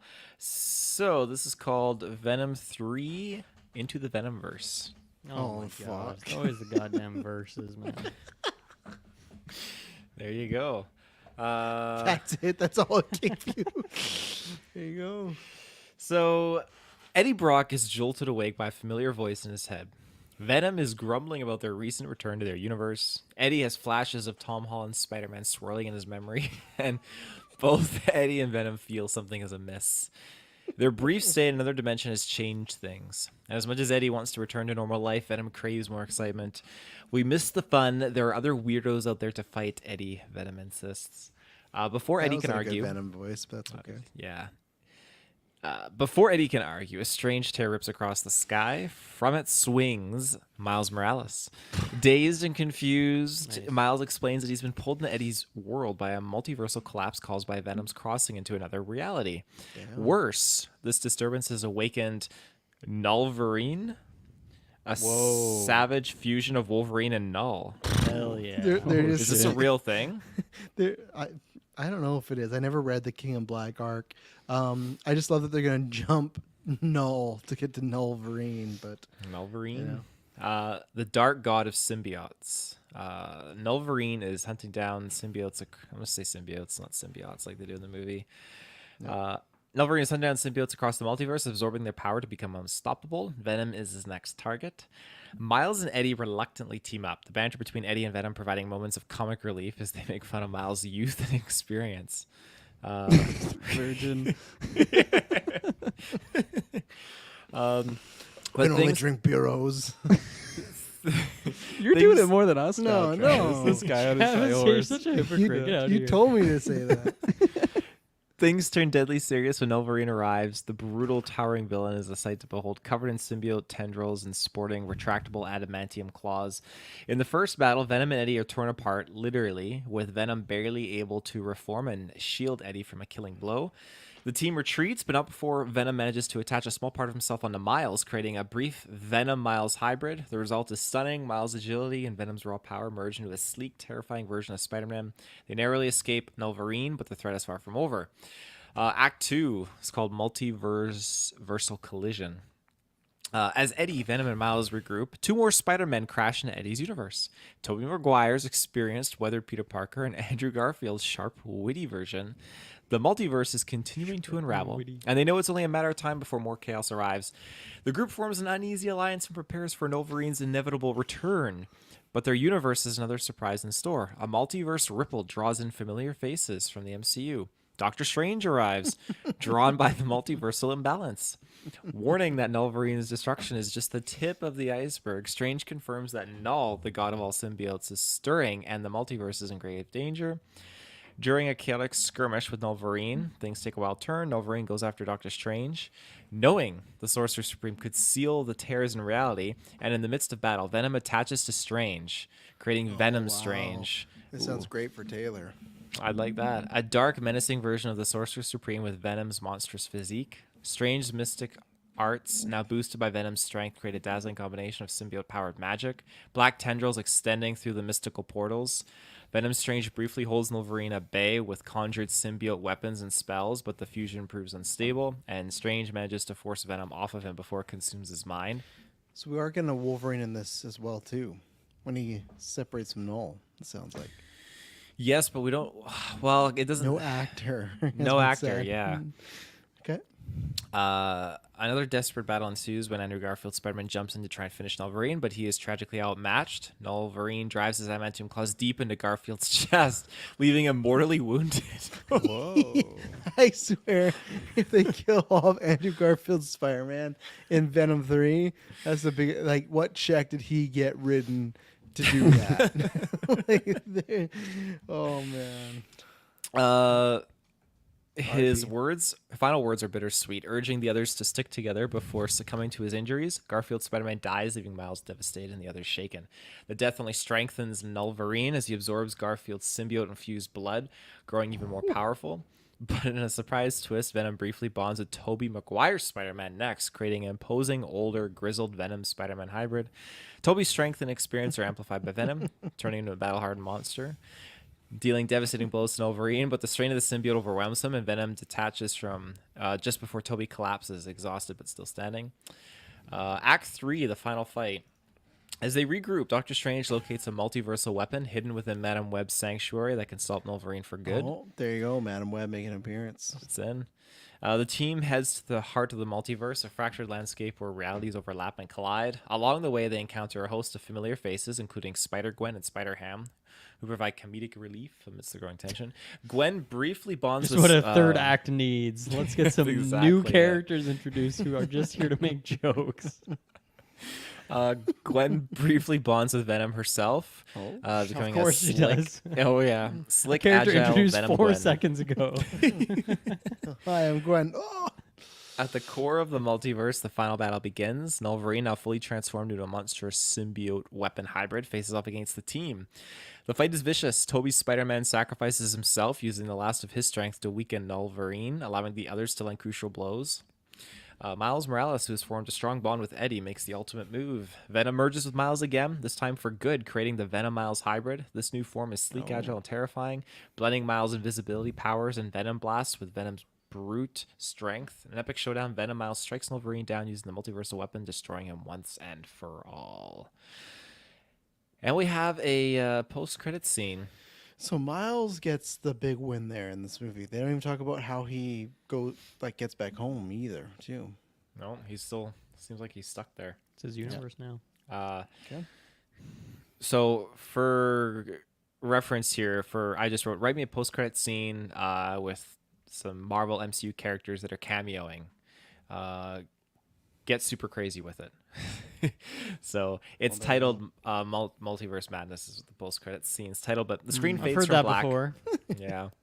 The screen fades from black into a swirling vortex of colors and distorted realities. We see the Watcher observing the remains of the collapsed multiverse battle from afar. His eyes glow. Fuck, this is long. His eyes glow deep with contemplation as he whispers, "The multiverse has only just begun to unravel." Suddenly, a tear in reality crackles open behind him, and we're sucked into a new reality, one that is bright and colorful. But an eerie, cartoonish edge, the camera pans across a futuristic city where we see Howard the Duck, now dressed in a full superhero costume. Remember, this is a Venom movie. Why is Howard the Duck here now? Okay. Leading a squad of misfit heroes through a chaotic battlefield, he raises a tiny plasma rifle and shoots an unseen enemy, grumbling, "I told you we should have gone with the big guns." Alongside Howard is Beta Ray Bill, wielding his cosmic hammer, and Throg. Feige gave him a lot to work with in this movie. You know, he's really taking that partnership seriously. He threw them more than a bone. He threw them like a whole skeleton. You give us Venom, we'll give you everything under our umbrella. So Throg. We shift again, this time into a universe where zombie Captain America is still in full fighting form, bashing through the walls with his decayed vibranium shield. He's locked in combat with the Dark Supreme Iron Man, version of Tony Stark who merged with the Eye of Agamotto. His armor is glowing with unstable mystic energy. These post credits are always just like another movie. Yeah, this is You like what you just described is like at least 15 minutes long. This is exactly it. Their fight is brutal, with Stark flinging cosmic spells and zombie Cap's jaw nearly falling off as he bites into the glowing energy from the gauntlet. In another reality tear, Captain Carter slams through a portal, her Union Jack shield glowing in the dim light of an apocalyptic wasteland. She exchanges a knowing nod with Zombie Cap, her voice sharp. It's not over yet. But just as we think we've seen enough, a series of wild crossovers begin. This was your Holy fault. shit. You said make it crazy. You know? Make it crazy, but I didn't know it would be going like this crazy. A zombie-covered Groot, his tendrils writhing like Venom's, crashing through another reality Wait, portal. sorry, a zombie covered Groot? Symbiote-covered Groot, sorry. Okay. Sorry. Makes All more these sense. words. That Symbiote makes more zombies. Battling with what seems to be a monstrous version of Scarlet Witch. Her face half shifted into a demonic form with chaotic magic pulsating through her veins. Groot's symbiote form towers over her. His haunting growl, now a deep guttural scream as he fights to maintain control. In the middle of the chaos, Deadpool bursts in from yet another portal. This time he's got two katanas made of pure vibranium, wearing a symbiote-covered multiverse mashup suit that blends pieces of his different hero costumes. Well, this is awkward, he quips, surveying the madness around him. I thought my movie was insane, but this is next level nuts. That's the I think we've said made this it crazy. before. I think we've said this before, but I hate when ChatGPT writes Deadpool. It's just awful, but continue. As the chaos unfolds, a figure. No I more think- characters. Okay, we've hit a limit here. A figure we've vaguely seen yet steps through the last portal. Kang the Conqueror. Oh Played yeah. by. Here, Jonathan, Played by who? you can go to the Sony verse. Yeah. You can have the tail end of this 3-hour-long post-credit scene. His eyes glow with eerie satisfaction as he gazes at the destruction and clashing I timeline don't around like him. that. I don't like an eerie satisfaction on Kang's face. They never learn, he muses darkly as he steps forward, planting his foot in the heart of the swirling, broken multiverse. The camera pulls back as the shattered realities merge into a bizarre, fragmented world with Howard the Duck firing his gun, Beta Ray Bill calling down cosmic storms, Zombie Cat battling Supreme Iron Man, and Symbiote Groot grappling with dark, demonic Scarlet Witch, all while Deadpool chats with an oblivious Kang. Then suddenly, I swear I did not do this. This is just fucking great, though. A hand reaches out from the void. One we recognize, but we haven't seen in a long time. Ghost Rider, his fiery skull burning. And I told you what I wrote, and I did not say put Ghost Rider in here. His fiery skull burning with hellish fury emerges from the shadows on his flaming motorcycle. He looks around the madness, flicks his chain, and simply says, "Looks like it's time for a real reckoning." The Watcher's voice echoes as the camera zooms out. Infinite realities, endless possibilities, but not all of them are meant to survive. Title card, I ask Venom you, will return. What if? And it's just it's an episode of What If. And then he Oh my woke God. up. Yeah, That was crazy. that was. Yeah. Would that be better? Would you guys prefer that over what we're getting No. in the movie? No. Yeah, that might make some people go see it with that success there, but yeah, no, I don't want that. So, speaking of don't want that, that was what happened this past couple weekends. Joker. Can I get your guys' thoughts on it before we get some trailers? We did our predictions. I already alluded to it. We're like, oh yeah, it's not gonna be as bad as Marvel's or Aquaman. Well, we were right. It wasn't as bad. It was worse. So yeah, it had I can't remember what the opening weekend ended up being. It's like 37 million. The original's close. I can't remember where it is. I got all my facts off right now, but it's I think it's like, oh crap, I'll find it after. But either way, it was like 30, I think it's like 70, 75, somewhere in there. So 37, not a good start. And then it beat the Marvels this past weekend for the worst drop in comic book history with 81%, making it a measly $7 million this weekend. And it's second weekend, which is kind of crazy. You got Lady Gaga, Oscar winning movie, success, the first one, big time success. It was the biggest rated R movie until Deadpool and Wolverine came out. And this kind of happened. So I got two things to ask for you guys because I talked a bit on Trust. So I got because I don't have too much more to say other than what I'm going to say based on your guys' opinions. One, just your thoughts on this, and then two, I pulled up on Trust, told you, and since 2019, DC's had 7 movies that have disappointed, underwhelmed, or just bombed. There's 3 I didn't count. I didn't count the Batman because I just Batman's on his own thing, and I didn't count Suicide Squad and Wonder Woman 2 because those came out dead in the middle of COVID. They're also on Warner, so it's like, yeah, we don't know what those would have done, right? But like these other movies were like in a like since Joker, the last Joker was like their last like big hit, and it's just I find it very curious like what's gonna happen next July with Superman, because you know they confirmed Crypto's gonna be in Superman, so if you like dogs, hey, you know, Superman's dog's gonna be in there, so Nice. hopefully that'll get some people, you know, just like Noel, right, Kirkland? But My parents love Null and they love dogs, so they'll be there. good. I can't wait to see them rocking those Noel shirts next time I see them. Oh, yeah. You know? Get them that for Christmas. Oh, you know. They already have it. No, Yeah. it's too late. What do you make of this mess, Kirkland? What do I make of this mess? I'm curious. I wish I could peer into the little magic mirror and just see what this would have done comparatively to if it wasn't a musical. I know reviews weren't great going into it, and some people that I was talking to, just like at work, for example, that I feel like they like comic book movies, but they're not like super into they're not following all of them. They were like telling me, they're like, oh man, Joker 2, it's gonna bomb, like it's gonna be doing terrible, and like that was just the vibe I was getting from some more, you know, non-podcast people, some people that are a little bit more general audience, and I was still kind of, I guess, optimistic because of just the numbers of what the first one did, and because Lady Gaga, and just how shocking that first film was.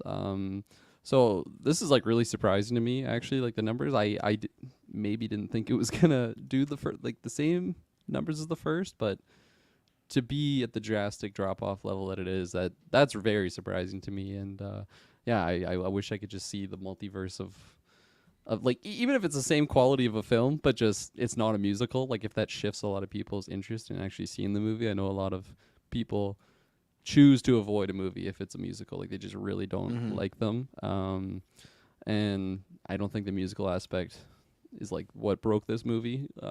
It's not my favorite part or like, you know, maybe I wish it wasn't. I love seeing Lady Gaga perform, but just for the overall story, I don't think it really make or breaked the movie. Maketh or breaketh the movie.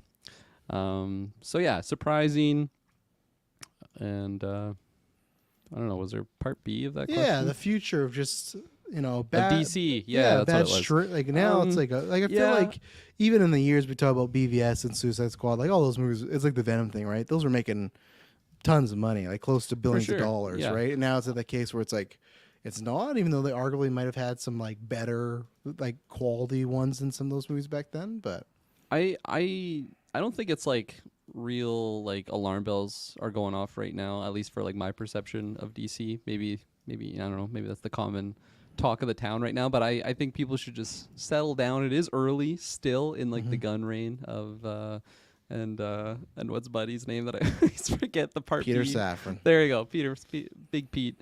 It's very early. Their first project comes out in December, Creature Commandos, which I don't know if there'll be a newscast next week, but there is a New York Comic-Con this weekend, so James Gunn is going to be there, so people are kind of hoping there's going to be a Superman teaser. I don't think so, but because they did release a photo of him and Crypto, and they already got the assembly cut. Like that thing's like going to hit its date. Like it's going good, so. Yeah, I think that maybe this just is putting more like focus on DC and their upcoming film. So that being said, I think there's a lot of pressure on the Superman release. Yeah. I think that's the big one that although I don't think alarm bells should be going off right now, if that bombs is like, I don't know, 6 out of 10, like 60% Rotten Tomatoes, like I think that's a big concern, because this is like this is their poster boy, right? Superman. It's like their biggest IP next to Batman. So I really think that one needs to hit out the gate. Do you think, I'm not trying to be hyperbolic, because I'm sure some people may argue, like I have some arguments, but like, do you think this is the most important release for a comic book movie? Not like quality, but just for like the direction of a studio, even just in our podcast like now, time. like not considering like retrospective, like thinking like yeah, like in the timeline of movies. Yeah, because like I know someone might be like, oh, it might be like Infinity War or Endgame, but I feel like even if those movies sucked, they were gonna make money. Maybe not the money they made. The only one I really feel like is and yeah, not retrospect, because you can't look at Dark Knight and be like, oh, look at what it did. Like, I don't think people were like, fuck, if Dark Knight bombs, it's over for like, I don't think it was that. The only one I think maybe was like Avengers at the time. Like, if that didn't work, maybe that was like, oh shit, then all our plans are gone. But like, I don't think the studio, I can't remember last time a director's had this much pressure on, because I guarantee you that whole company is breathing down that guy's fucking neck to like, this has to be a hit. Like, there's no ifs, center, but it's like, that's what sucks. It's like, oh, you can't make a good movie and try to make a profit. It's like, no, this has to be like a fucking winner. And as we've seen, like, you can't guarantee that. You had stuff like Indiana Jones last year losing $300. That's a good, not too bad. Like 300 million. Like, there's massive IPs like Mission Impossible that just don't do well just randomly. You know, and it's like, now you're gonna tell us that Superman's supposed to come out and be a big hit. It's like, I think I would agree with that statement then, that this is like the most kind of important release, I guess. Most Cause pressure like, someone's had. Yeah, especially like you bring it up like Infinity War Endgame. It's interesting just thinking back to that era, because it like no one really believed that those could fail, because it was just like everything was a banger. It was ramping up. Everything was just going so well, and we're in like the golden era. Like, you couldn't see it going wrong, even on the DC side, right? Like, that was around when Wonder Woman, Aquaman, like those were like billion-dollar films. Maybe not 10 out of 10 movies, but like across the board, I think a lot of people still really enjoyed those. So it just you couldn't really see it as a failure. Whereas now we're in like this rougher patch. Whereas like, of course, the Phase 4 stuff that happened with the MCU, but on the DC side, like we've already talked about some of these titles that are underperforming, and definitely I think with all that being said, I would agree with that statement that this is the most pressure. The definition of too big to fail, you know? Yeah. No, 100%. Yeah, that's interesting thinking about the importance of it. It makes me maybe work like in the fact that going into this, I feel like James Gunn and the team, Saffron and the team they announced so much before they did anything. Before they even broke ground, they announced like 10 projects and then like added 5 or 6 more, I feel like, over the years.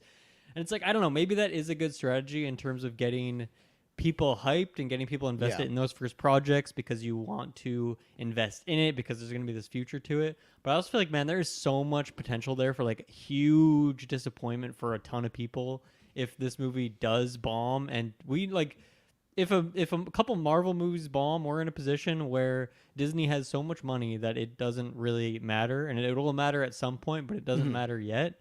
But DC and Warner Bros. Are like constantly on the ropes. Like, it feels like anytime they finally like get back in the fight a little bit, they just get knocked out again. So it just feels like the margin is so much lower. And then, so as you mentioned, that's where the pressure comes in. So that's something that I'm thinking about. Is just like, man, if they announced all these things and none of it happens, and you know, even Marvel has announced things that maybe won't happen or to be canceled. It's hard to remember all that kind of stuff. It happens all the time, but to the extent that they announce things and got people hyped and have doing all these slates and whatnot, we'll see what happens there. But yeah, I mean, I think that with Superman, like, they're probably going to go pretty hard on the marketing, but you know, if you increase your marketing budget by an insane amount, and then that makes the movie has to do that much better. I do think it is an uphill battle in the sense that the cast for it are not known people, and you know, look at Joker, that is known people. It's Oscar winners, it's people who've played this role before in a very successful way, so that doesn't necessarily sell a movie either. But I think for something like Superman, it could, especially if people are still reeling off wanting Henry Cavill. I don't know if that's the case for the general audience or if that's just the hardcore DC fanboys. But yeah, I mean, I don't know what else there's to say about the Joker bomb. It's insane, like totally unprecedented, the amount that it is bombing. We'll see if it picks up, but like, these things don't typically pick up later on. You know, there's a Morbius meme. They put it back in theaters, but still no one gave a shit. And it's going to be on streaming in 14 days. Joker, yeah, exactly. So. Right. So it's like it's like they're already like planning the funeral, you know, at this point. Waved so the white flag. It's crazy, but like at the same time, I don't think the marketing was good for the movie. I don't think it's a movie that needed to happen at all based on what the first movie was. And you know, like, maybe they had a bit of an angle for it, but like I feel like I'm a perfect example of this, where I am like exactly the kind of person who should have been extremely excited for that movie, and I do a podcast where I review movies, and I still just didn't even want to see it, and I just bought my ticket for Venom. So what does that say for the state of like where DC's at and what they did with Joker here? So yeah, it's it's a very precarious situation. I hope for their sake that Superman does very well, or at least well enough.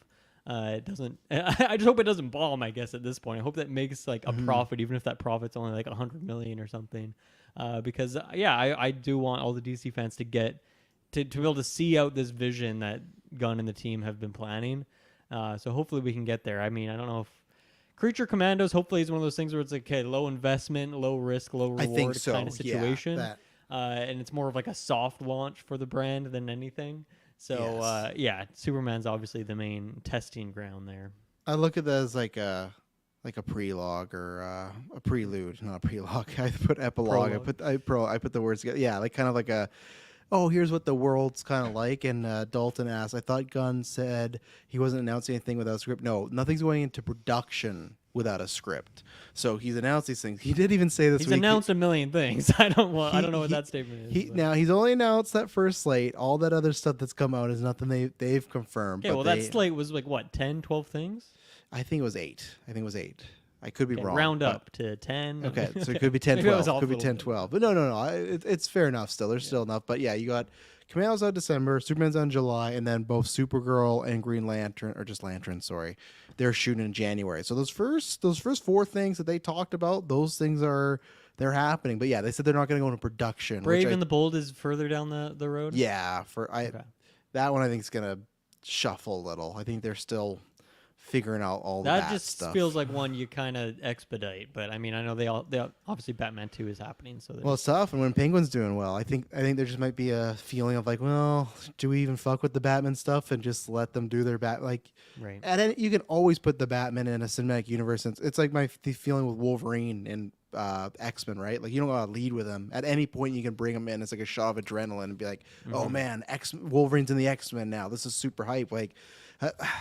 I don't think they would, but I think it'd be really bold. And who knows? Maybe what would help is if a Superman's just a mega hit, you could go like, okay, maybe we do a Justice League movie without Batman. We don't need him right now. We can just keep passing, doing his thing.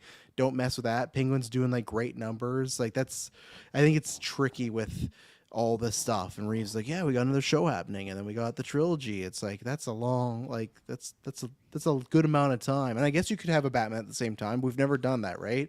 I do want to see that experiment, but maybe they also feel after Joker they want to be less risky. I don't know. So, yeah, Taylor, what about you to round us off here? Oh, I think that you already highlighted this.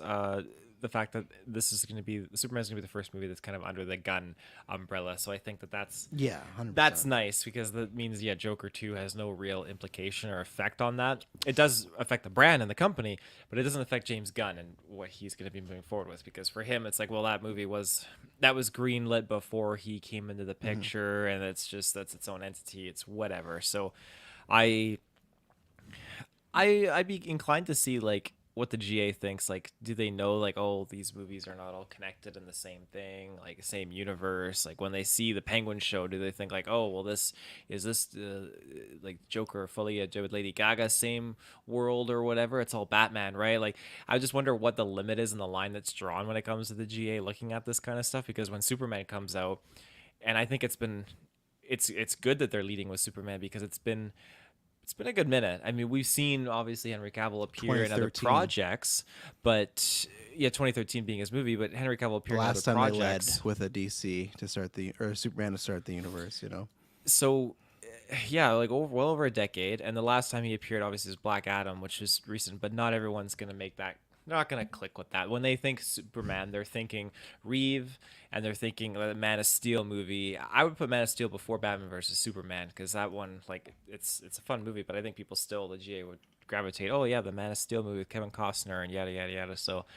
when you look at this being kind of like a leading film for them to kind of introduce, well, we got so much other stuff going on. You guys highlighted it already. We got Penguin and Batman, so they can kind of like just step off of that for a little bit, and they can just focus on a character we've not had for a while, especially with Supergirl too. Like when I saw that photo of like Crypto, right, is his name, the dog? Yeah. Okay, Crypto, and then seeing Superman, like it just, maybe it's because we're going through our Superman retro, but I got big vibes looking at that, and I just thought like, okay, there's definitely an energy here that he's gonna be, the gun is gonna be pursuing, and so I think this movie's gonna do really really well. I think it's gonna. I got hair in my mouth. Good lord. Got it. Crypto Say that hair. again? Yeah, I it's unfortunate that Joker has performed poorly, especially for my draft pick. But at the end of the day, Oh yeah, was that on your list? It was his it was on my number list. one. Yeah, it's costed me. It was his number one. That's It was it. his top draft pick, No the one top could've known. seed. No one could've Yeah, known. Yeah, no. 3-timer done, 2-timer. That's all. Enjoying I my have, bro. Borderlands down here, Taylor. I'm with you down there with I'm- Joker fucking dude. Down in the gulag. I'm gonna when we have Gulag. when we have to do our next draft. I'm gonna look. I think that has. I'm not trying to clown on you, Taylor, but I think that has to be the No, lowest. it's done. No, I think it has to be like the lowest number one draft pick ever. No, for like the number I did one not pick. take I mean, Borderlands. like, That wasn't your number one, Kirkland. Definitely because not. I feel like all the movies we take in the past, usually 1 and 2, like they usually do relatively well. Even if they underperform, it's not like, oh, it was a bomb. So I'll have to look, but I see what the closest was. But I saw that. I was like, oh, I knew somebody had it, but at the number one spot, and hey, that could have been me if it changed order, because I think we all thought, okay, it's maybe not gonna hit It's a the billion, order. but it could have. It's the order. I think you were second, so I think you had a lot to pick. My from. first pick was Deadpool Wolverine, and then you snaked it. You lucky son of a gun. Throw up the ones. But yeah, no, it's at the end of the day, like I was optimistic for Joker 2 to be a little bit better, and I was going in a little bit excited too because it was a musical, but yeah, it's just the sheer drop off that it's had just blew my mind. When you guys are dropping like the articles of just like, yeah, oh, it's going to digital now and stuff, I'm thinking like, man, that is crazy.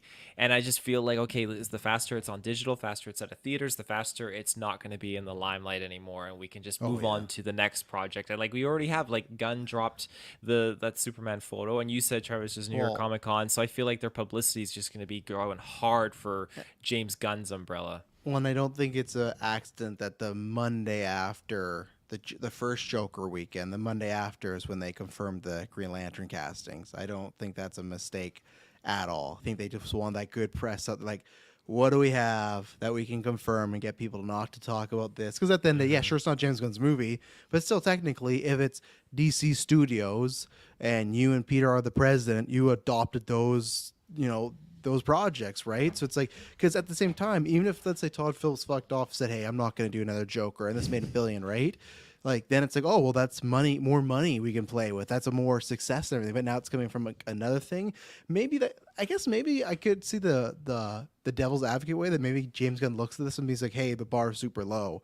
And it's like, even if you can just hit like a $500 million movie, it's like, yeah, we'll take that, because like the Batman almost 800 million. So like it did very well. But again, Citizen Travis told you, there's millions of people around the world, when you talk about the GA and what they know, like millions of people don't know where Batman is. Batman is just a character. They don't know he's in DC with the Justice League. Probably a little bit more now because that movie happened, but still, like they don't know.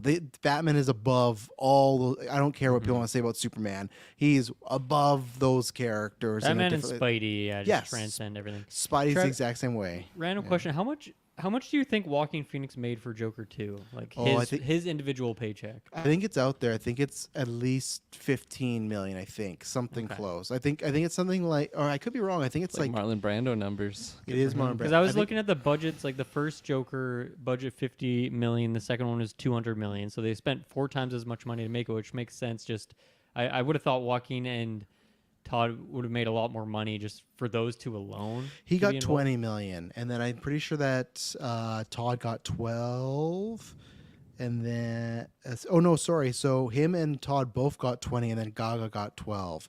So right there, Man, that's what, like, 52 million. I obviously so, haven't seen the movie, but man, how come the budget is that much higher then? but you got to think about that. The first Joker cost 55 million. The budget for Todd Phillips and Gaga's, that's the budget of the first movie already. Like just their salaries, right? Okay, so then you spent 100,000. They still spent 4 Yeah. times as much. Like it's insane. Like I haven't seen it, but like is the scale like insane? There's some or big something? sets. There's like Okay. there's some big musical pieces and everything. I just feel like so- that alone is a big issue, even if they expected it to be a huge movie. Like Yeah. that seems like they got way too much money to make that. I don't know. And the ending has some like bigger stuff. But yeah, again, even if this movie does what it does now, where it's Is gonna Black be, Adam in the movie with The Rock, and that's why. of course, yeah. he's Joker's other brother. 150 million just for him. Yeah, yeah. Like that is the funny thing though. Like if you were to keep this one at 55 million, even if this like underperforms and it's like 200 million, it's like, well, you probably still make a little bit back, you know. Yeah, But at the end of the day, do they care? The three that got those paydays, it's like, well, you're getting paid no matter what, right? It's like, Yeah. they're not they're not taking Joaquin Phoenix's 20 million. But I away imagine now. they're out now. Like they I don't think they'd Yeah. do anything anymore. No, they wouldn't. And I don't think Gunn wants that. The rumors were that the Todd Phillips didn't really want to work with them, and I don't think Gunn would have worked with them either. I just feel like, Different vibes. yeah, yeah. And I said this on Trash told you, like, what notes is like now you granted could say like, yeah, Phillips should listen to some notes that James Gunn gave him, but it's like Todd Phillips directed $1 billion movie, biggest radar movie of all time, and won multiple Oscars. It's like, and he's gonna come listen to like the Guardians guy, which no disrespect to that, but I'm just saying like that's probably how they look at him. Right? Scooby-Doo as well. Come on. Great Some respect movie. on the Yeah. Well, that's it. I guess that's probably official the end for the Joker talk. Maybe there might be some talk. Come Golden Geeks for a few. Oh, things, it's done. All right. Do I need to see it for Golden Geeks? The performance is still good. That's the thing. Yeah. So Do you guys even care? Are you so fired up about those performances that you're like, oh, I gotta have them? I'd have to wait 10 years to see the top fives, but for both male and female, as right now, I'd say yes, they're in there. But I'm not saying it's like they're the winner picks. So Okay. I got to see the list. So, but you might not have to watch it if it's not someone's recommend. You know, there's 3 of us, so you could worst case if it does get nominated, watch it after the fact. For I don't want to be right? an irresponsible podcaster, So we'll see. No, but We'll you see what could watch it vibe is after the closer vote, to. right? So, Yeah. all right, let's take our final break and then we'll talk about some trailers. We'll be right back. And we are back. So, sorry, Clay. No, he asked us to watch The Order about half an hour in. We did not watch the Order trailer, so maybe on the next docket there. But I will put this in because I forgot to at the beginning. Dalton asked for a Patreon question, which you can do at any tier. Sending question for newscasts. If we're still planning on renting a theater and watching Lord of the Rings for our 10-year, which he says he's currently rewatching Lord of the Rings and then listening to our retro. So I forgot that we planned that. I would say I'm not opposed, but at the same time, it's more of a lesser because me and Kirkland just did that last year. Because I think that was the idea before. It's like, oh, because I'd only seen them in the original runs, but then they did extended. But yeah, me and Kirkland just did this in the summer. So I'm not saying I'm opposed to Lord of the Rings, but it's also very hard to schedule with all our lives. So it's also very expensive to rent a theater here. Is it? It was like dirt cheap right after COVID. That's when they were just like giving them away. What's the ballpark nowadays? Yeah, what's the ballpark nowadays for that? I could be totally wrong, but when I was looking at it last year, it was a few $100.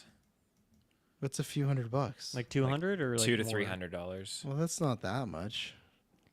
If you rent it and get like a few your friend, like I don't know what time constraint that falls under either. If it's like, okay, that's just for 1 movie, 2 movies. So let me see here. That's not too bad. If you get a squad of people, charge everyone. If you get a squad, to get in. yes, definitely. But I was thinking like if it's just us 4 and we have to pay like $300 for 1 movie. We bring our friends. It has to be us 4, yeah. Like even if it was just us or invite the patrons, fly out to Kelowna, come join us. Yeah, we'll even if it was bring your money though. $1,000 to fly out to Kelowna. If it was pay just for the theater. us 4 and our significant others, and it cost $300, it would cost $37. So not that much. Well, Travis, you have many kids. You have to charge every one of those. Well, they kids can't as pay. well. That just puts up my bill. Yeah, That doesn't help me out. Helps you guys out. Helps me out, big time. Yeah, but no, I don't think it's on the docket. I think we got lots of stuff for the 10-year, but maybe I think one we thing gotta on spend our funds wisely here at Geekverse. Yes. I don't know if we can do that. Yeah, I think one day I would be down for. I don't know what happened the 10-year, but I think I'd be down for us to put a day aside and watch the whole, like, do a contract of the whole trilogy together. Pick a day. We start at like 8 a.m. We watch the whole thing together. I think. You got to do the October day. So then you started at like 7:27 in the morning, and then exactly at like, I think it's 9:30 in the morning. Gandalf says it's not like you got to time it like right. exactly. Sure. Why does it have to be Love it. October? That's what he says. It's October the 3rd. Right. Yeah. 9:30. They have October in Middle Earth. I didn't even know that. That's crazy. They got Wednesdays. They got Sundays. They got all the days. I think lots of memes would be born out of a 12-hour Lord of the Rings watch along stream, and that would be. It's a battle. I've done it a couple times. It's tricky. I'm ready to fight it. I'm ready to fight. That's a yearly thing here. It's how Christmas, once it gets cold out, close the doors, throw in the Shire, so. Are your doors normally open until All time in the winter. It's fucking freezing. In the But, winter, so yeah, maybe lock those bastards we'll down. do that, and then you guys can watch along with us. That's the thing. You can be in the chat. We can all start up together. So, but I'm glad you're enjoying those, Dalton. Those were some good episodes, the Lord of the Rings ones. So, No hobbits. yeah. No hobbits on that marathon though. Sorry, That's, Caleb. But they do Could, exist. if They're he on the wants feeds. to. yeah. We did all the animated ones too. We did everything. So we got some trailers, a mix of a couple weeks old this week, etc. Nosferatu, From the World of John Wick, Ballerina, Companion, The Monkey, and Juror number 2. Who wants to start us off with their thoughts on all these trailers? I will kick it off by saying that Ballerina looks awesome. I am very excited for that. I feel like I should have been, but I'm not a huge John Wick guy. I, of course, really enjoyed the most recent one, but I am an Anna de Armas fan, and Yes. I don't know. I just thought this trailer looked really fun. It was funny. I felt like the first half of the trailer, she didn't say a single word. I'm like, okay, are they going John Wick route here, where she doesn't really speak a whole lot, and it's more of just like, that visible like face acting going on, but not a lot of words. But then she's talking a lot in the second half. I think I was also surprised at how much Keanu appears to be in this trailer. Now I don't know how much he'll be in the full-on movie, screen time wise. But I don't know. Everything about this, the vibes looked really good. So I'm into it. I'm officially sold. Who do you think is more screen time? Keanu Reeves in this, or I feel like Null and Keanu. Venom? I feel like Yeah, Keanu. I think so too. Like, even if my 4 to 5 minutes for Null is correct, I think Keanu could be in here for a good sequence or 3. So that's pretty exciting. Excited for that one. Nosferatu. I think this was another great trailer. This is a good different trailers overall. I really enjoyed all of these. I think Nosferatu. I just think the vibes of it, the visuals look really great. The cinematography. Down to like the colored palettes and things like this. I think it looks really interesting. Who is the main actress in this? Lily Rose Depp, Johnny Depp's daughter. Right, because I saw on IMDb like she's in it, and then Emma Corrin, who from Deadpool Wolverine, who played. But like I don't know if I saw Emma Corrin in this trailer. I think at they're all. at the door at one point. I think there's a knock on the door. Because they were like the first billing on IMDb, so I'm like, is that the main person? But I just don't recognize their face super well yet. I or think what's they're going on? rocking some old timey hair, but I Okay. think, or no, I think they might be rocking crazy hair. But I did see them in the trailer. I'll see if I can freeze frame them. But Okay, but yeah, I mean this cast in general is really good. Aaron Taylor Johnson's in there, Bill Skarsgård, Nicholas Hoult, his second vampire movie in a year, right? Reinfeld came out earlier this year, I Yeah. think, right? So that's a Last funny. year. Was it last year? My yeah, God, I think time so. flies. I think Taylor tried to make some cool and geek stuff happen. And I believe the guy who Nah. plays the Green Knight is in this as well. So you just got like yeah. and Defoe, of course. So like the cast is insane. So I'm really excited for that. I mean, once again, the release date is absolutely savage. I mean, there is some snow going on in this, so maybe that's the vibe they're going for, is the more cozy winter energy. But I feel like maybe you could have released it earlier in December rather than Christmas Day. I don't think a lot of people are going to be ditching their family to go get their vampire on. So we'll see how that goes for them. But I will check it out at some point.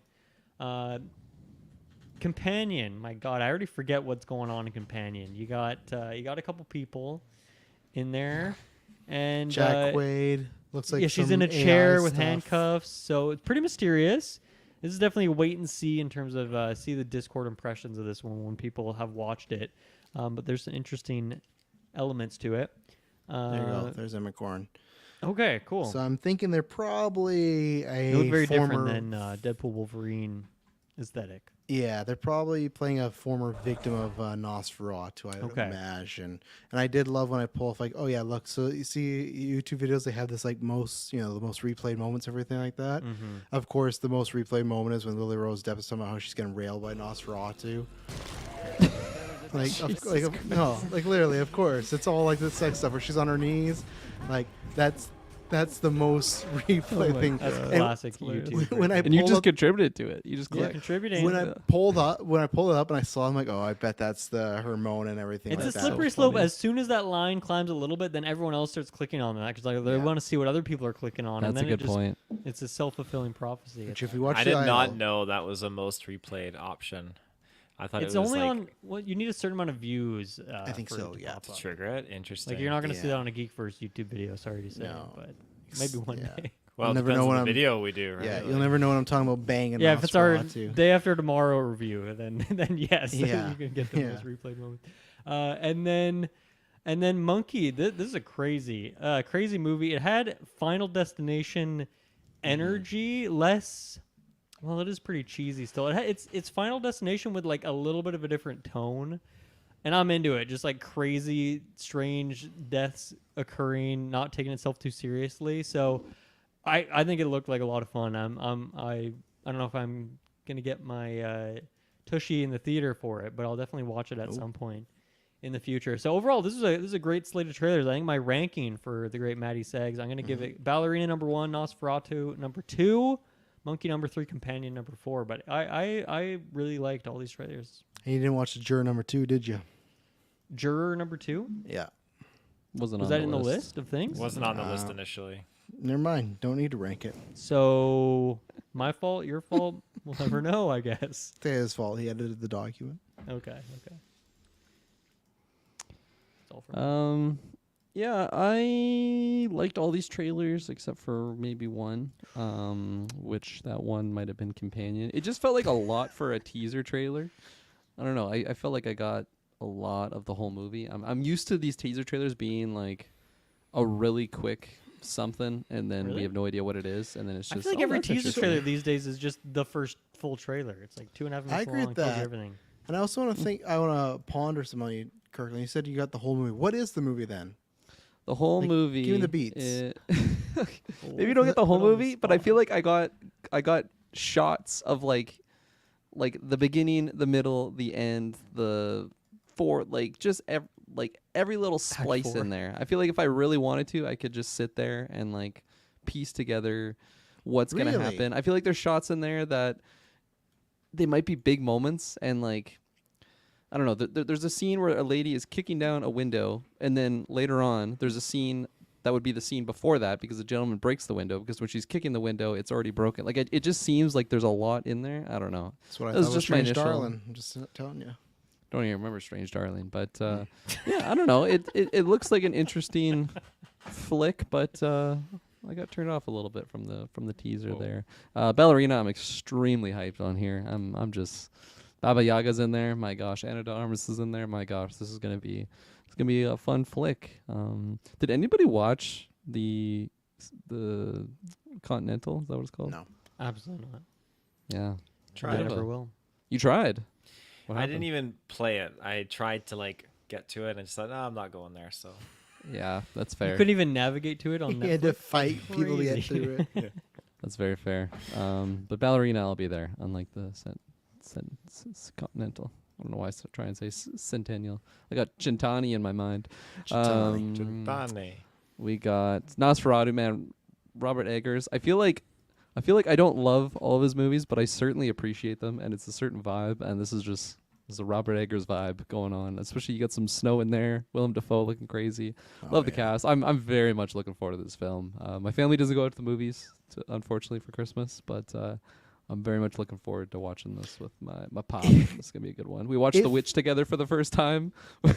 We watched Northman together for the first time. So I feel like we're kind of on this Robert Eggers, Blood him and I Brothers. against the world. Shay came with us to Northman, and she probably could have stayed home for that one. She did not enjoy that one. Yeah, that's. I was gonna say, risky talking about pick. The Witch, people, if you want to vote for a Halloween retrospective, go and vote now because The Witch is one of those options on the Halloween retrospective. So, lots of good options on there. What are the options? I didn't even know this was a thing. Let me. It's on Just the, The Witch it's for been now. yeah, just it's the The Witch it's is the winning. Witch and Companion.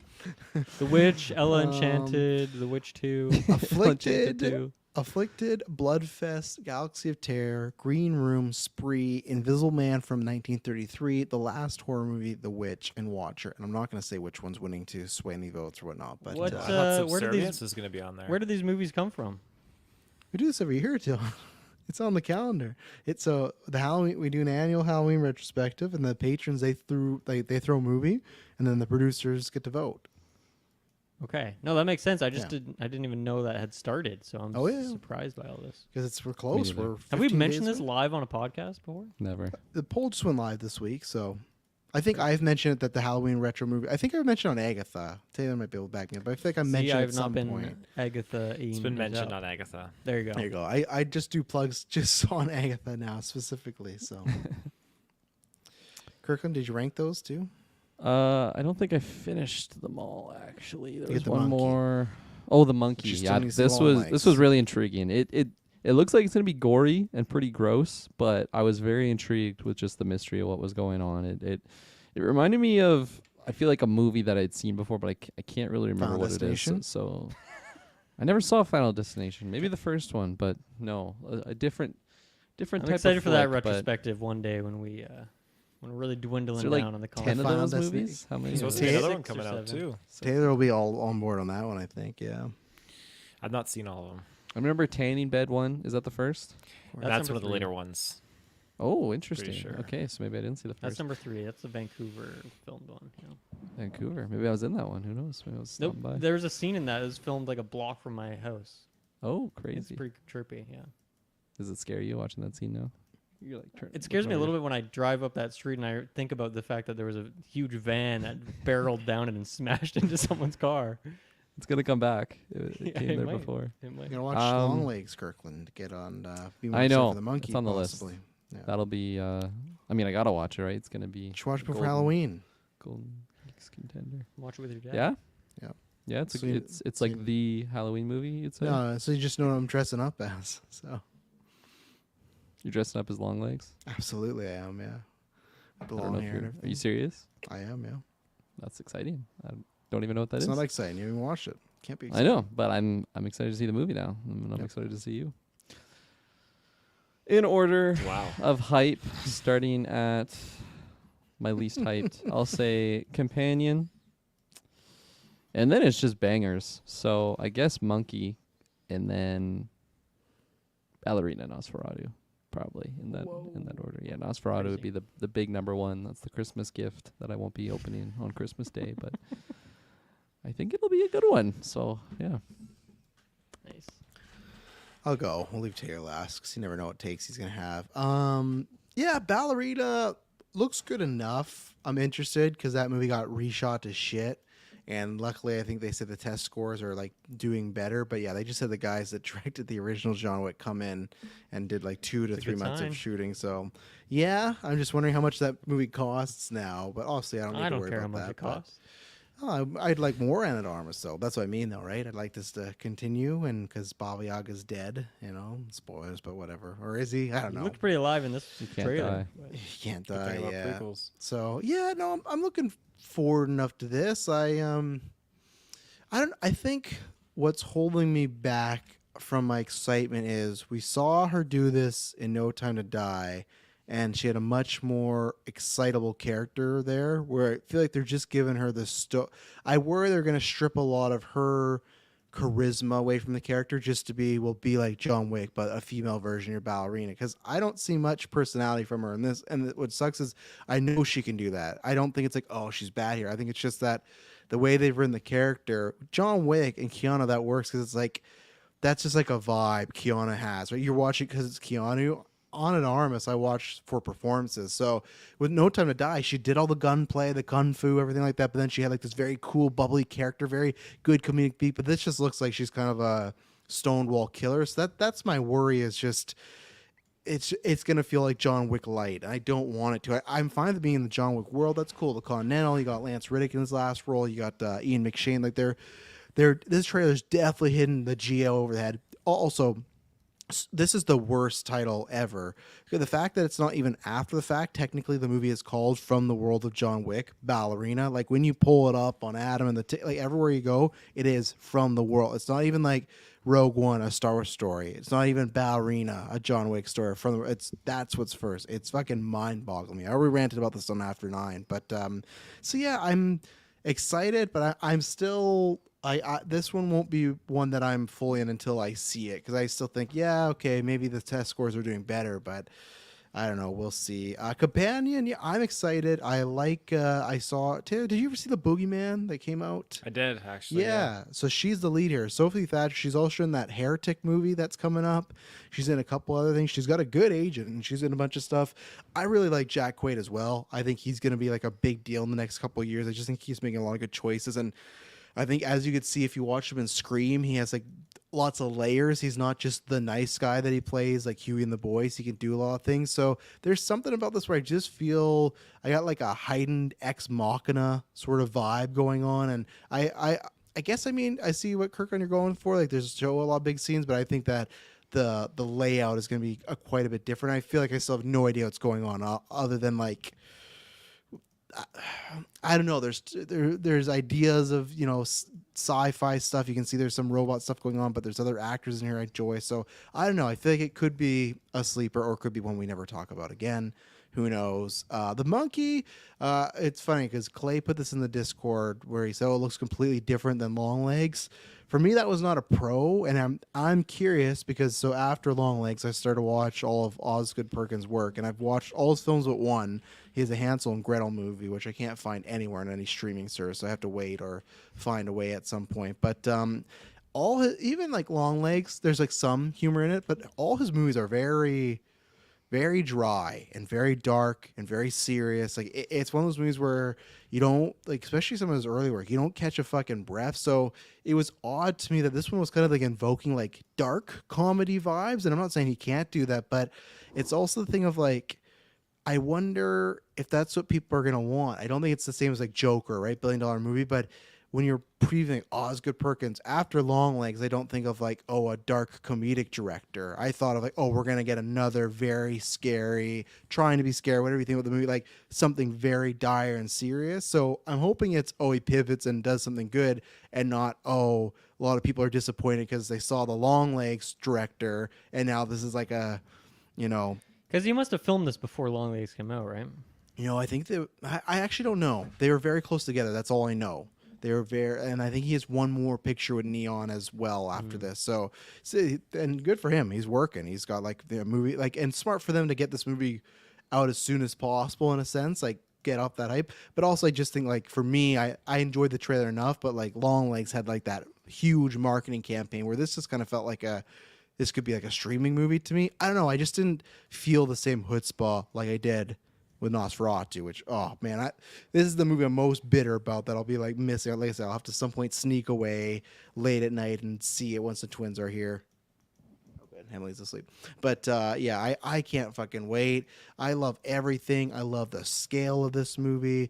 I love that they're still not showing Nosferatu. They're still not showing off Bill Skarsgård. And we know, like, Pennywise and other stuff, this guy's gonna fucking kill it. Like when that guy's on screen, I actually, not just because the YouTube video, the sex stuff is one predictable because like that was me, yeah, that was him, yeah. Just because like in all of Robert Eggers' work, other than really the Witch is pretty light on it, but like Northman, obviously Lighthouse, sex is a big theme, and even stuff like Bram Stoker's Dracula, like there's some very vampire beastly type of sex stuff. Like vampires are always, whether it's Twilight or old school, always have some sort of like sexual vibes, right? And if you see just even though what's interesting is like you look at Nosferatu, they're clearly making him like a beastly like character, right? Not like a suave like, you know, Robert Pattinson or even Gary Oldman from Bram Stoker's Dracula. Like it's like the fact that you had this woman on her knees talking to her, I'm assuming her husband, being like, you can't make love to me like he did, and this is fucking vampire guy. I'm very curious to see what they do with that, and it all Willem Dafoe looks fucking good. I can't wait. This is easily, I think, my most anticipated movie, probably next to Anora right now, like the rest of the year going on. I have a high bar for Nosferatu here. I could easily disappoint because I'm with Kirkland where like I appreciate the Lighthouse. I don't even know if I love the Lighthouse, especially with our group. Of course, we've memed it to death, but I feel like that's not a movie I'm like, oh, I gotta watch it. Have you rewatched it? Not fully. I think one time I tried and then I fell asleep. So I enjoyed it a lot less on a second viewing. Yeah. Do you think that's just the movie, or because you were in theaters, or? I think I appreciate it, but it's just like the subject matter. It's just I'm not really in a mood for this. Yeah. You know, it's a rare mood to be in. Where Northman like- I rewatched and I was good on that. That's was See, still but the that- test, I was feel stood the like- test of time. I feel like the whole idea what that movie is though is more intriguing for a rewatch. Like The Mhm. Witch, I feel like it's not really a feel good movie by any means, but it's still Halloweeny. So like That gets it better makes on a more rewatch, sense too. to rewatch that. Whereas I'm not really at sea, you know, so I'm not really seeking out a big lighthouse viewing. So I don't Yeah. know. So I would go Ballerina, Monkey, Companion, and Nosferatu. Taylor, the floor is yours. Low. Okay, so yeah, I watched the Ballerina trailer and thought, holy fuck, this is great. I am there for it. I can't wait. It's gonna be an absolute banger of a time just to be back in that world. I'm still riding up John Wick 4 hype. I cannot wait. Seeing the Baba Still Yaga in there riding. too. I'm still riding that hype. I'm going up those Respect stairs that. still. Nosferatu is looking pretty damn awesome. I love, vampires. I'm still riding that high with Salem's Lot and Abigail. I think, oh man, it's the time for vampires right now. So I'm there for it. Companion. Now I'm trying to remember what the title said. Like Companion. it said from the creators of the Notebook or like something like the Notebook. What did it Oh, say? yeah, you're right. It's from the studio of the Notebook. Studio, but I think that's they're right. just Yeah, which okay. was funny because it starts off very romantic and kind of setting up this tone, and then it drops that Notebook, and I thought, oh, Did you see what it said before that though? From the No. producers of The Barbarian? oh yes. I thought you were gonna catch that, yeah. I did see that. That caught my eye. So that and Which then is the a very Notebook, fun back to back. Like that Yeah. does set the scene well. I'm glad you brought that up. both of those really made me think, okay, like maybe this is one that I won't watch another trailer for. I'll leave it as is, and I won't even mention it to Madison, and then we'll just go like do a date night and go to the theater and just see what we're in for. Because that's kind of what Barbarian ended up being, and but after like watching through the trailer, like I don't know, like it didn't captivate me a lot. It just seems like it seems random, but I know there's a story in there and I gotta watch it to figure out what that story is. But I'm just not sure what to expect, especially how it ended on that final scene of like Quaid's character just sitting up her hand and it's just like burning and she's just crying. I'm like, well, what is going on in this? Like, I'm trying to really figure it out, but the trailer, maybe that just means it's a good trailer because you don't fully know what's going on. So it's something I'm gonna keep my eyes open on and just try and yeah, we'll just keep my eyes on it. The Monkey, I love Long Legs. I think that's a great movie, and I'm not sure how I feel about this. I did not get Final Destination vibes, but it's interesting how you guys say Really? that because in retrospect, I can see where that kind of fits. But I thought this was going to be more of like a supernatural thing. When I saw the unveiling for this, I thought, oh, this toy monkey is just going to have some spirit attached to it that kills you. And I'm assuming that's still going to be kind of in line with that. But when you guys say Final Destination, you're making Final Destination's pretty supernatural, though. Yeah, I would. Is that not realistic? Like I let me rephrase that. When I saw this with like the monkey, I wouldn't go full on like a Chucky kind of scenario, an Annabelle. Maybe more like in line with like an Annabelle, where like you have like a demon attached to this. Whereas Final Destination is just like you're fighting. I don't know, fate. I would say it's supernatural, but like I would think a demon is also supernatural. You guys might oh have yeah, different... yeah.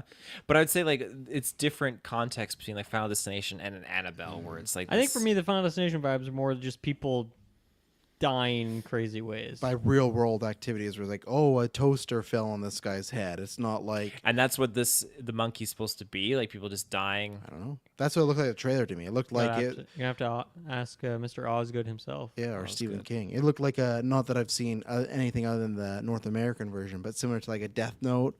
Where you write something down and some bad happens to that person. Seems like that monkey is, He's got a Death Note in his conduit, back yeah, pocket. a supernatural Final Destination conduit.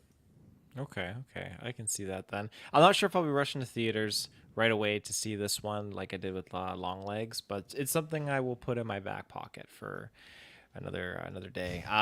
Juror number 2. I mean I did when I was looking at the notes on the episode title, I saw that you slid that in there. I was like, oh, I missed Oh, this. is I'm that not where it gonna was? I'm not gonna get caught red-handed here, unprepared. So I did watch it. Interesting though. I'll just quickly say that it's got a cool concept, and it feels like it's gonna. Yeah, it's gonna be an uncomfortable movie, but hopefully has like a good ending to it. But it just seems like it's gonna have a really wholesome storyline with Holt's character kind of like torn Holt's and between the right everything, thing to man. do. What the heck is this guy doing? He's got a big 6 months. You think about this. He got Nosferatu in the winter. Jury number 2, I think, comes out in November, which is directed by Clint Eastwood, so it could be an Academy Award movie for him. And then he said Superman in July with Lex Luthor. Damn. So he's got a good 3 string. And Oscars coming for him next year. Lex Luthor, he wins. Just barraging him. Yeah. No, Jury number 2, I loved that try. I can't fucking wait. Clint Eastwood, he's not like hit or miss, but there's some movies he's like I don't absolutely love, but when he's on fire, he can be on fire for even a 89-year-old director. And I love that concept of drunk driver hits something, thinks it's just an animal, years later gets called to a jury to a court case, and it's about the person he hit, and he's like putting it all together. And Holt I looks like did he's see gonna that trailer actually. damn now that I think good about it. It's a good trailer. Yeah. Yeah. Looks intriguing. As far as my ranking goes, I would go Ballerina, Nosferatu, Juror number 2, Companion, then Monkey. There we go. Well, ladies and gentlemen, we have done it. Thank you very much. We'll be back. Who knows? I don't know. We don't have another newscast on the books, but if some big stuff drops, of course, we'll be around the river band.